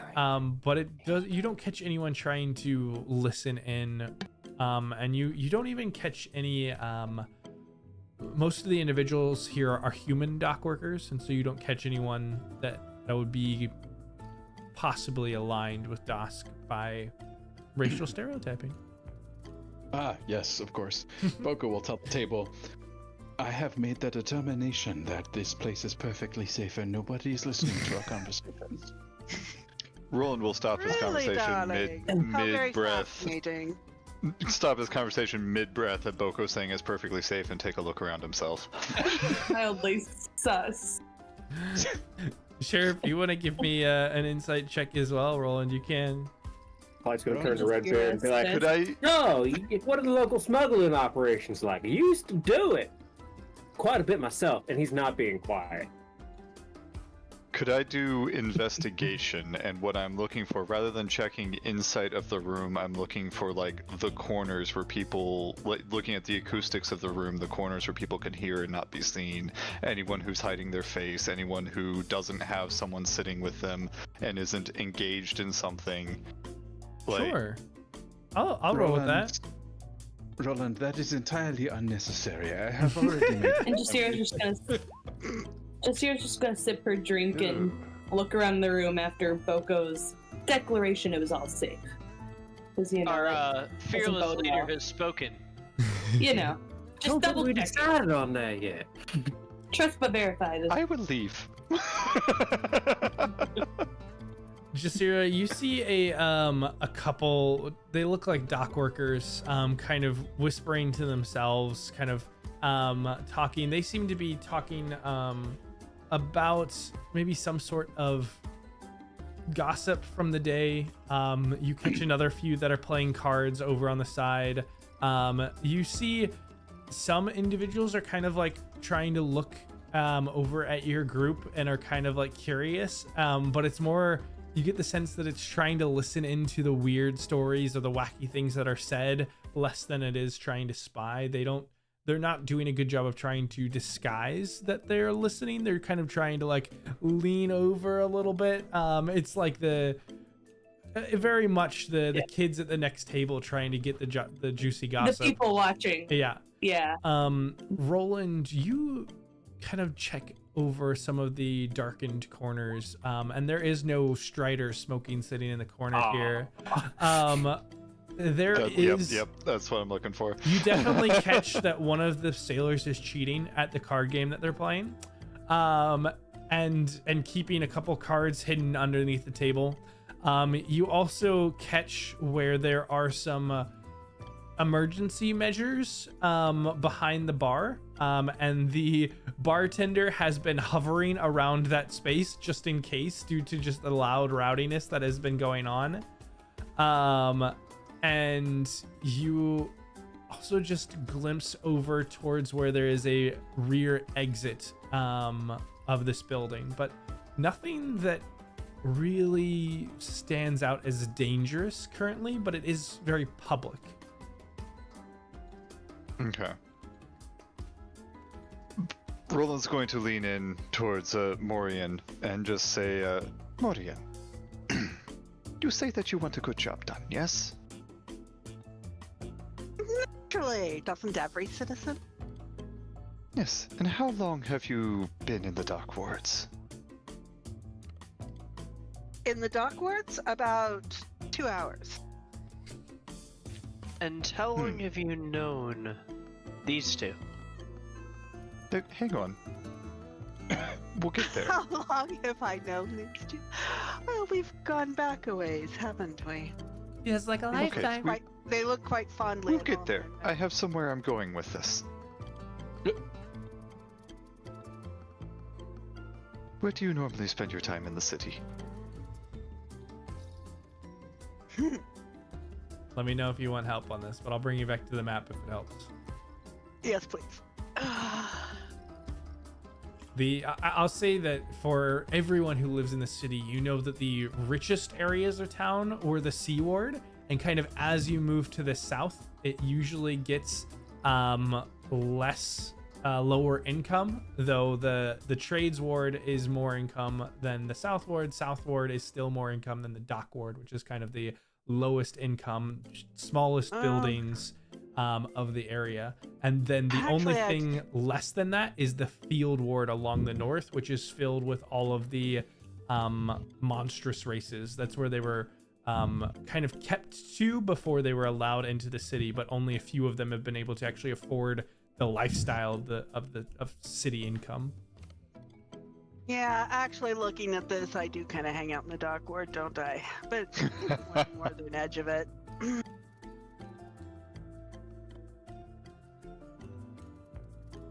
If I correctly interpret, where the name of a certain shop. I think you spend time frequently across the town. You probably don't have one particular spot that you feel like is home. You kind of enjoy the city, and the road is probably as much home for you as the city is in most cases. Although I am quite often known to hang out at one particular shop. I mean, I don't spend all of my time pestering, but you know, it's. What a coincidence! I don't have anything else to do, too. sitting along the counter and ribbing her. And I'm sorry, say. Clyde spends all his time at that shop too. No, I don't think so. There's no floating cat on a pillow. Oh, I know the one that you're talking about. Oh, that's where I saw you. We ran into each other at the market. And he kind of points over at the Schultz. You were getting a nice hat. So, where do you typically spend your time in the city? Right, I was going to mention that you were quite familiar. We just all ended up getting quite the conversation beforehand. Yeah. I normally spend a lot of my time in the docks. Again, when I'm not out on the sea, mastering the waves, you know, that's where I'm at. Morian.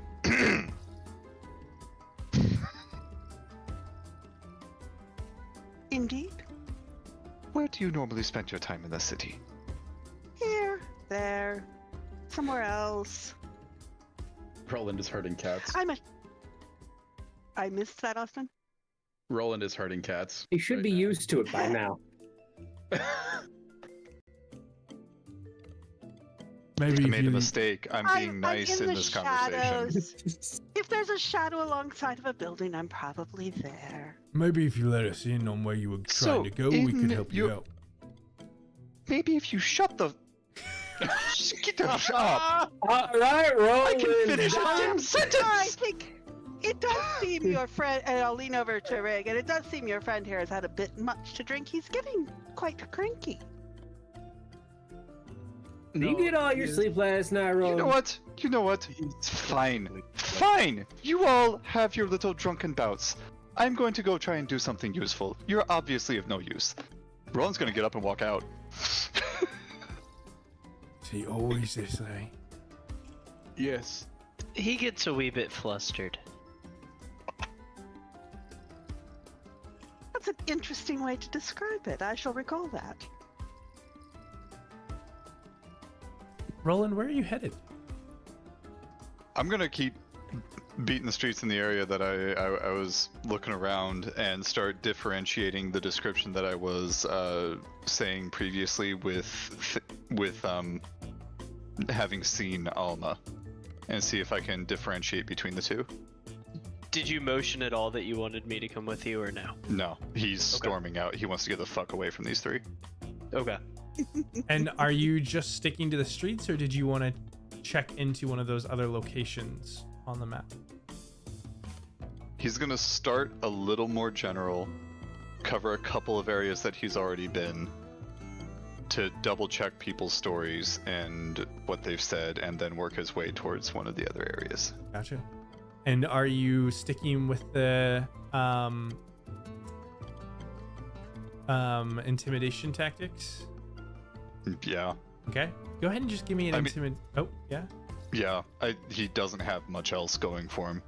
Okay, go ahead and just give me an intimidation roll.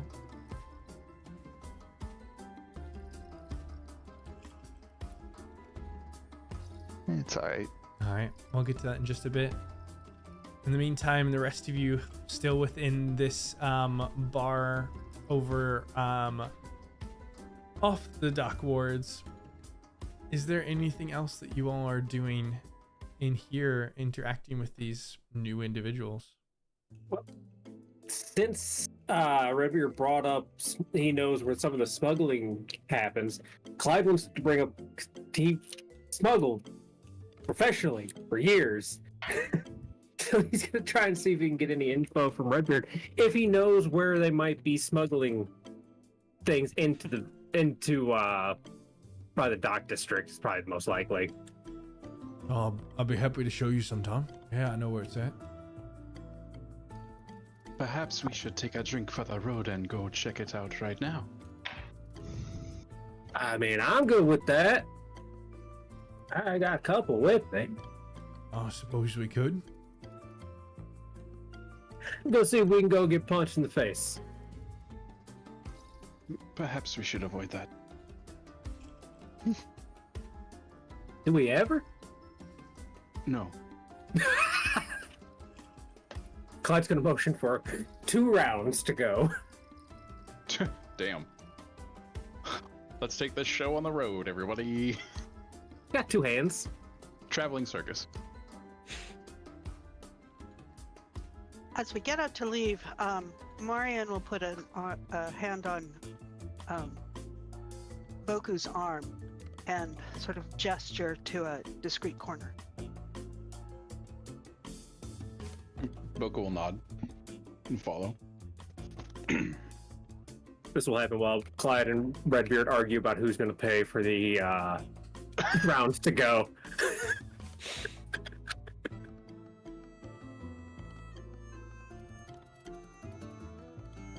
So, do you want us to continue with that conversation Yeah, now? go ahead. Sure. Okay. Okay. So I get some, and with sort of a wry smile, you seem like the sort of person who would be interested in perhaps the alchemical art, and might be interested in potentially some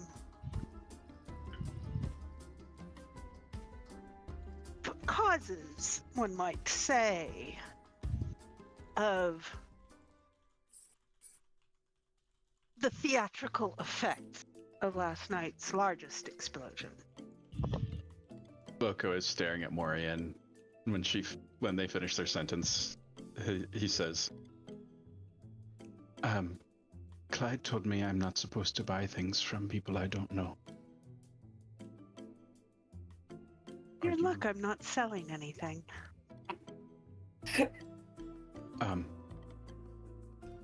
Are you interested in what caused the explosion? Your feathery words are very difficult to understand. Ever is my bane, of course. The flowery language. Boko nods Yes, as if he I'll understood. say it plainly.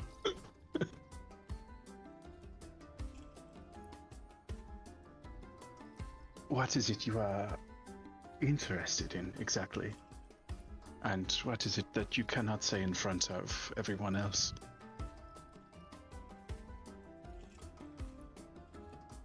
I fear, darling, I'm about to confess to one of my activities last night. It seems a friend and I sort of, discreetly, of course, dodged around a few of the guards and workers and might have perhaps happened to find ourselves at the epicenter, you might say, of the large explosion at the tower. You were at the epicenter of the explosion. Hours later, you understand, not at the time. I'd be a little more singed if I'd been there at the time. I imagine even hours later there was information to be gathered to someone as keen as you. What did you see?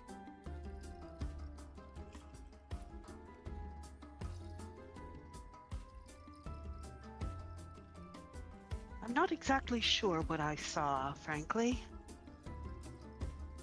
If you are... I thought someone as you might infer more.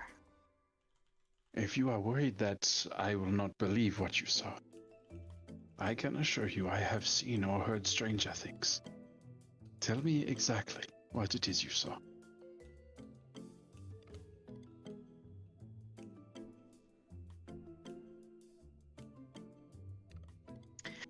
Well, I saw... Mind you, this was supposed to be a long abandoned place. But has not been as abandoned as it might have appeared. In fact, there seems to have been quite an active laboratory there. Boko starts to get a little bit of a rushed look on his face. He says, perhaps that should be the first stop of the night. The sooner we can get there, the sooner we can potentially determine what happened. You see, if it was truly a lab, the longer it sits, the less we are able to glean from it.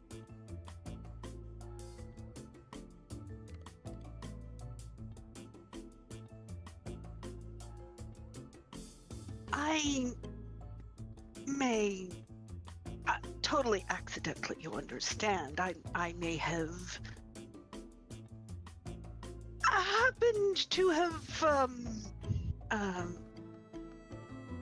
acquired an item from the lab.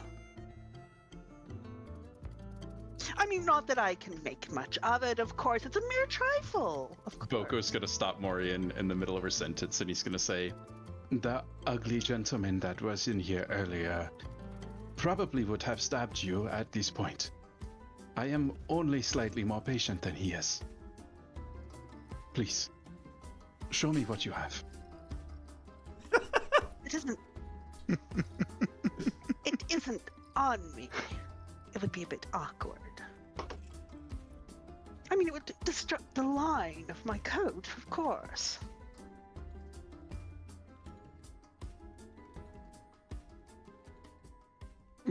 Boko's gonna look over Morian's shoulder and go, Jasira, I require your assistance, please. Jasira, what's on A it? slightly wary look on their face, but of course, that turns into a sardonic smile very quickly.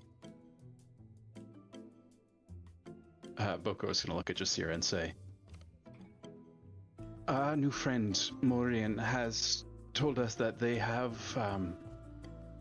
information they would like to share with us. They are not to leave our sight, and they are going to take us to what it is they saw. Am I now? I suppose I am. Too tiresome. I shouldn't have brought it up if I wouldn't. The ugly gentleman that is very stabby that left earlier. Believe it or not, he is not the muscle of our group. He gestures towards Jasira. It didn't pop, but imagine it popping, please.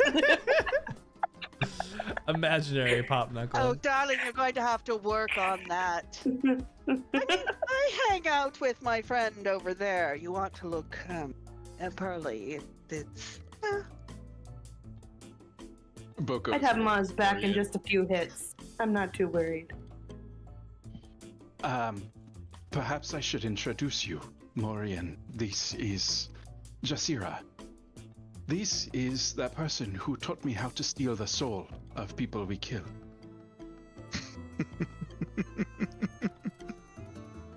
What Boko's with intimidation Redbeard, but if he was there, he would refer to Boko. That's another thing. Interesting. What fascinating pursuits you do follow.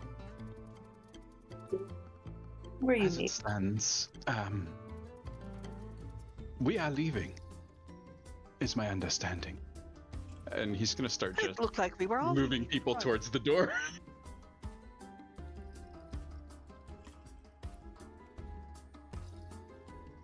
I'm very intrigued. Sounds like Jasira's covering the rear. Jasira's always got my back. Shall I put a flashing light on? No need. You wouldn't want to lose me in the crowd. I do blend into the shadows so very well. Takes one to know one. Has she seemed trustworthy Give me, in that conversation? give me an insight check.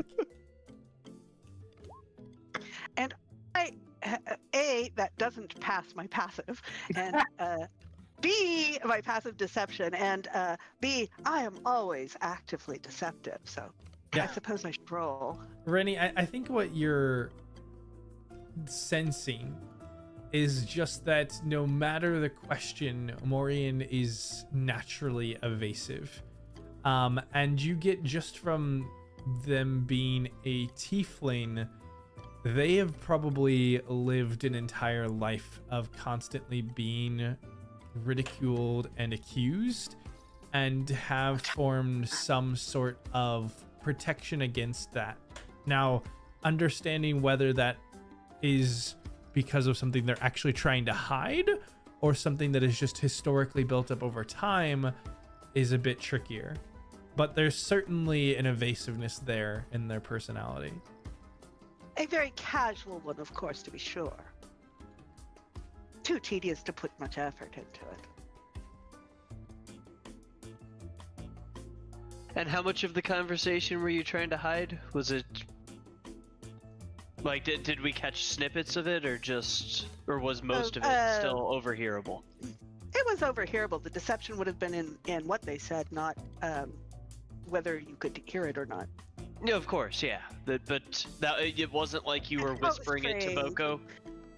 I was keeping it quiet and discreet. Until Boko invited Jasira over. Well, and then of course it was a performance. I mean, we had an audience, didn't we, darling? Jesus. Boko is not good for this. At this point, There, Clyde comes dear. back with the red You'll beard, pick it up. both pick it holding up. like 4 glasses each. Boko does not have the social maturity to understand the nuance of what's happening here. And But when Jasira's you're much done better. brewing, my Jasira's friend, muscle. we gonna go to the smugglers. Right? Maureen, are you leading them somewhere? And are you leading them to where you frequent or where the group meets? I Or where you stash the item. I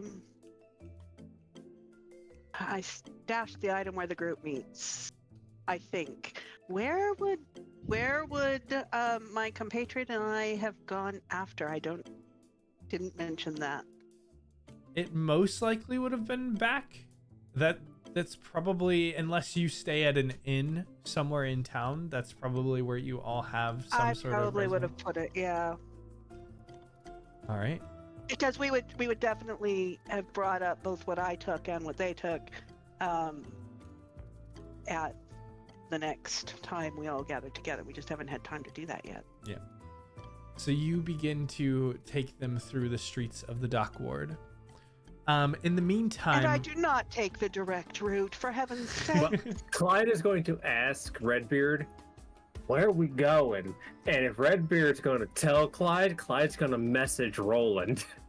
Or not message, send to Sending. Roland. Yeah. Good I call. will try not to hurt you. I will try not to. Whisper sweet nothings in the Every message time, or sending. every time Clyde messages you, you get a headache. I think I would say kind of, but it was a check last time for me to try not to hurt somebody. To be honest, I don't know where Maureen is leading us. So we're along for the ride right now, but once we get somewhere, I can let you know. I know the dock ward pretty well. It's not that we all need to go. I mean, we could divide and conquer, of course. All right, Some go after one the of them. smugglers, and some go after other directions. I gotta admit, I'm kind of curious about this.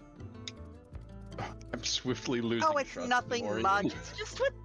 It's nothing. As you much. probably You know, should. I went off with Zane after the Redbeard would never betray Clyde. If there is a free moment in either the scuffle or the conversation or the walk, I'd like to try to snag a piece of Maureen's hair. Give me a 'Cause sleight of hand. I Oh. can now try on people, and I don't want to let you out of my fucking sight. Do you want some help? Under Jasira can be helped. circumstances, Austin, would I pick that up? The intent? You definitely get the intent that Boko is not trustworthy of you. Yeah, I think that's the core vibe. And so you're definitely as much on edge around Boko as Boko is around you.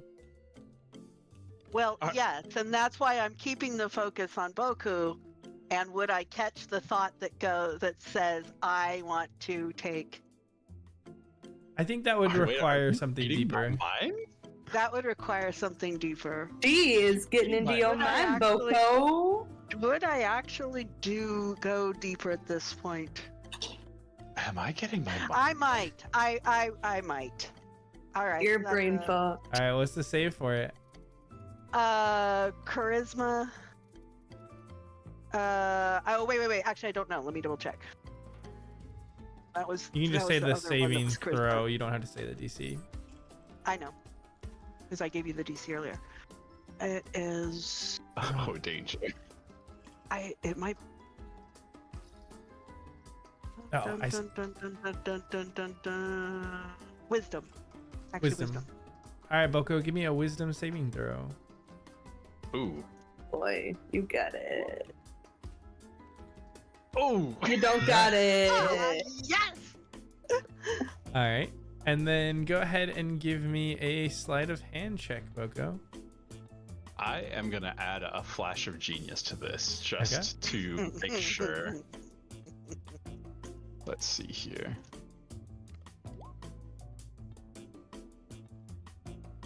That is 28.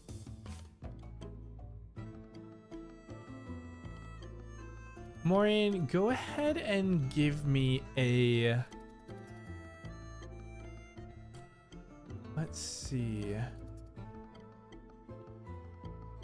I think for you, let's do a...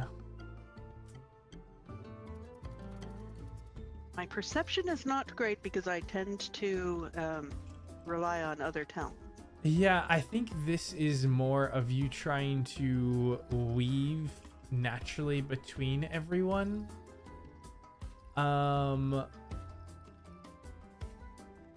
This might be just a contested sleight of hand here. So go ahead and give me a sleight of hand at advantage as well.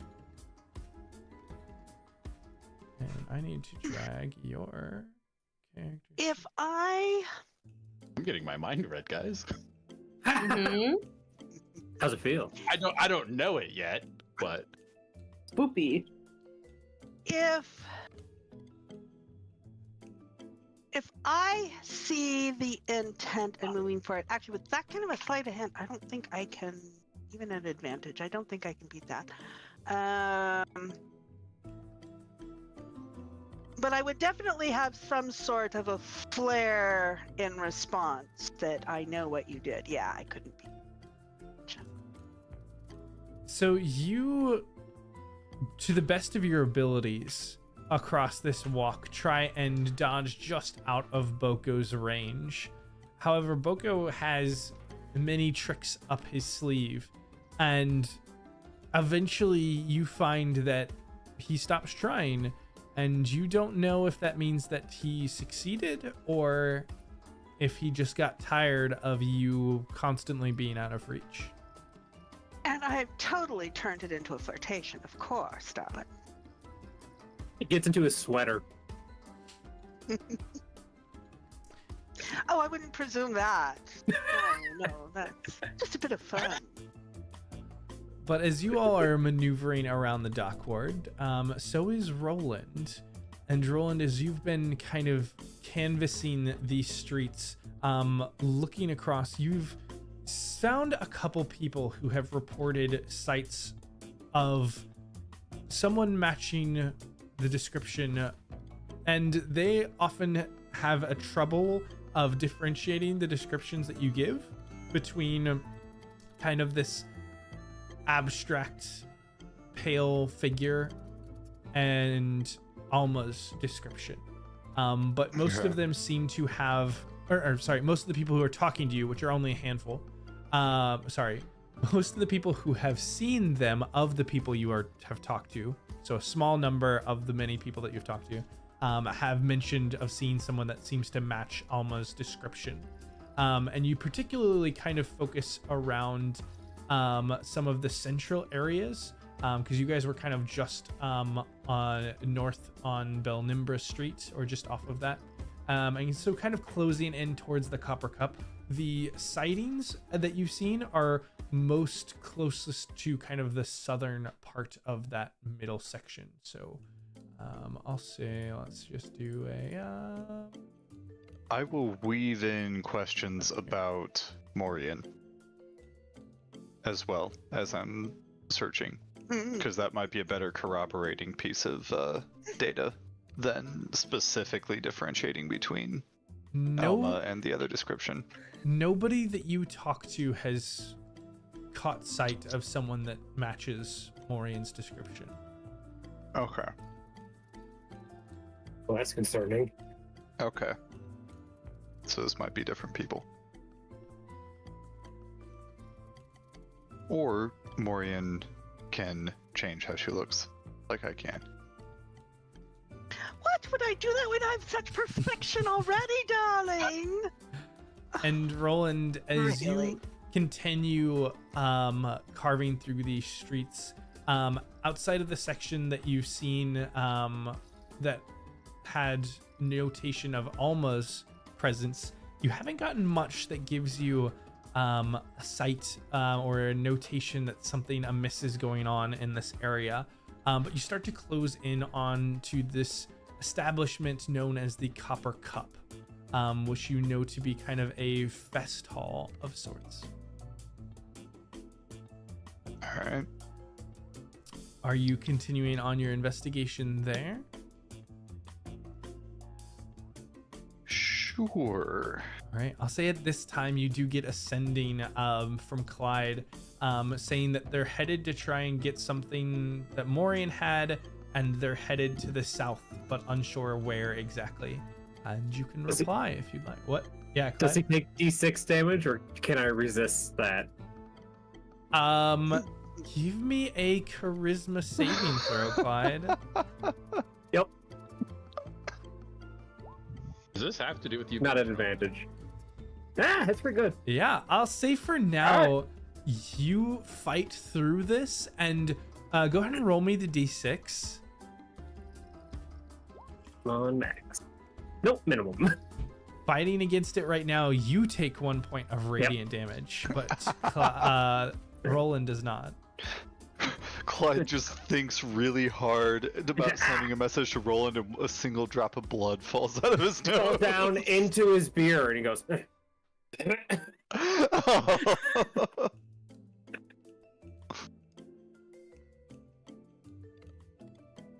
yeah, get the message of kind of where we're headed. And Roland, was there anything that you wanted to send back?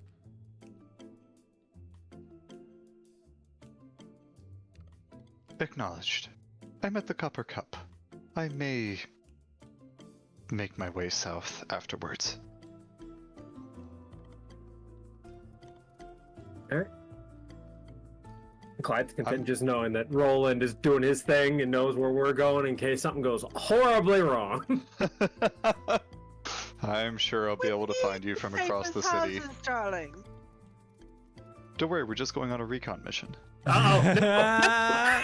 2 recon missions at the same time. Ah, Boko, I'm sorry, you're already dead.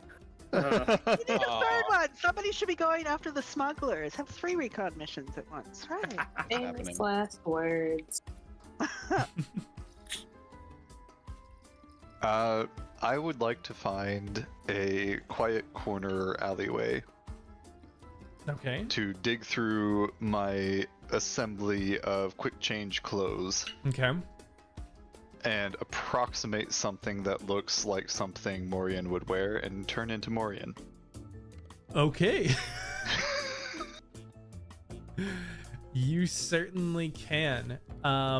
You honestly, the items that you wear aren't too far apart from hers, though yours kind of has a like dusty western look to it, whereas hers are a little bit, or theirs are a little bit more elegant and polished. Clearly someone caring about their appearance. But you do the best that you can to kind of replicate that. And you shift your form to match that of what you've seen. And I'm going to kind of just casually conduct business around the area and see if anyone recognizes me. DM's throwing shade. Sure. Go ahead and give me an investigation check, I'll say with this. All right. I would love to see the reactions he gets. 31.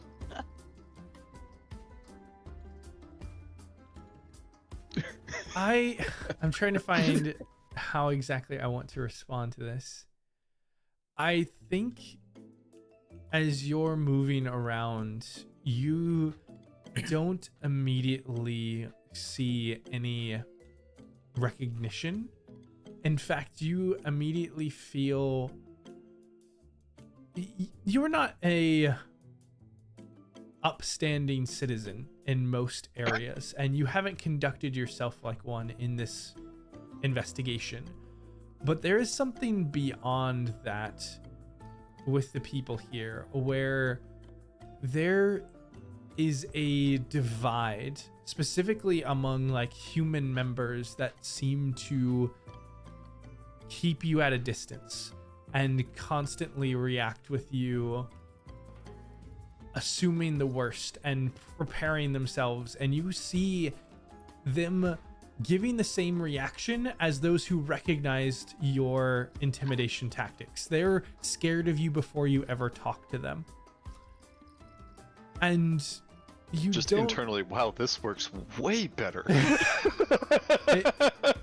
Why do you think I do it, darling? And there isn't so much a recognition of anyone seeing who you are. And you start to piece together from the way that you saw Morian the first time you met them. They probably keep to the shadows more so than anything else. They're likely not a face. Despite having some of that capability, there are probably only a very select few who would recognize this particular face, and it's probably likely tied into how immediately recognizable and memorable it is, because you see people looking over their shoulders as you pass them. You see people kind of, again, just keeping you at a distance anywhere that you wander, and it makes you feel like you want to be moving in the shadows. You are so obviously noticed everywhere that you go.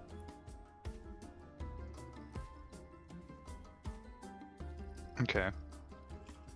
I'll dip into a few shadows and move through them to find a quiet place to change back. Okay. Before going directly to the Copper Cup and asking questions. Are tieflings that uncommon in the city, or is this more than that? It's not so much that they are uncommon, it is just one of the more obvious racial, not even like stereotyping, but prejudice that exists within the city. The more monstrous the race is, the more that they're still treated like monsters. And Carlacton is one of the few cities that even allows these types of races to be mixed in with humans, elves, dwarves, and things like that. They're a progressive city, but that doesn't mean that it's easy for those people. And eventually, Roland, you kind of find your way over to where this where the Copper Cup establishment is at. And you really hear it before you see it. The thrum of the drums, the clatter of dice, this laughter too loud to be proper, and the high, sharp notes of a string quartet trying valiantly to rise above it all. And then the double doors swing open and the Copper Cup just swallows you into its chaos. This glorious, gilded chaos. There is noise and action everywhere that you look. The main floor stretches wide with these polished copper tiles. On one side is a velvet rope section of sculpted tables, hosts, well-dressed nobles pretending not to be slumming it. And on the other side, there are these sailors and sellswords that cheer over spiced ale and greasy meat pies. It is this line between high life and low life that starts to blur. And at the center of it all is this massive two-tiered staircase, probably at least 15 feet wide, that has wrought iron railings and plush red runners sweeping up to this open balcony. And around where the card sharks are in the corner den, the dancers are writhing like silk. There is this large gilded cage that hovers like a giant bird cage over the center of the room. And you see two individuals right now kind of boxing in the center. And it is just a live, almost like a casino floor. Damn it, Clive should have gone here. Oh, man. And I think as we enter into the Copper Cup and prepare for the next stage of where Maureen is reading, I think we're going to go ahead and wrap it up there. I think that'll be a good place to leave off. And so thank you all so much for tuning. Thank you, Inkaris, for being our guest, and we'll have you involved in a couple more pieces here. And we will see you all next time.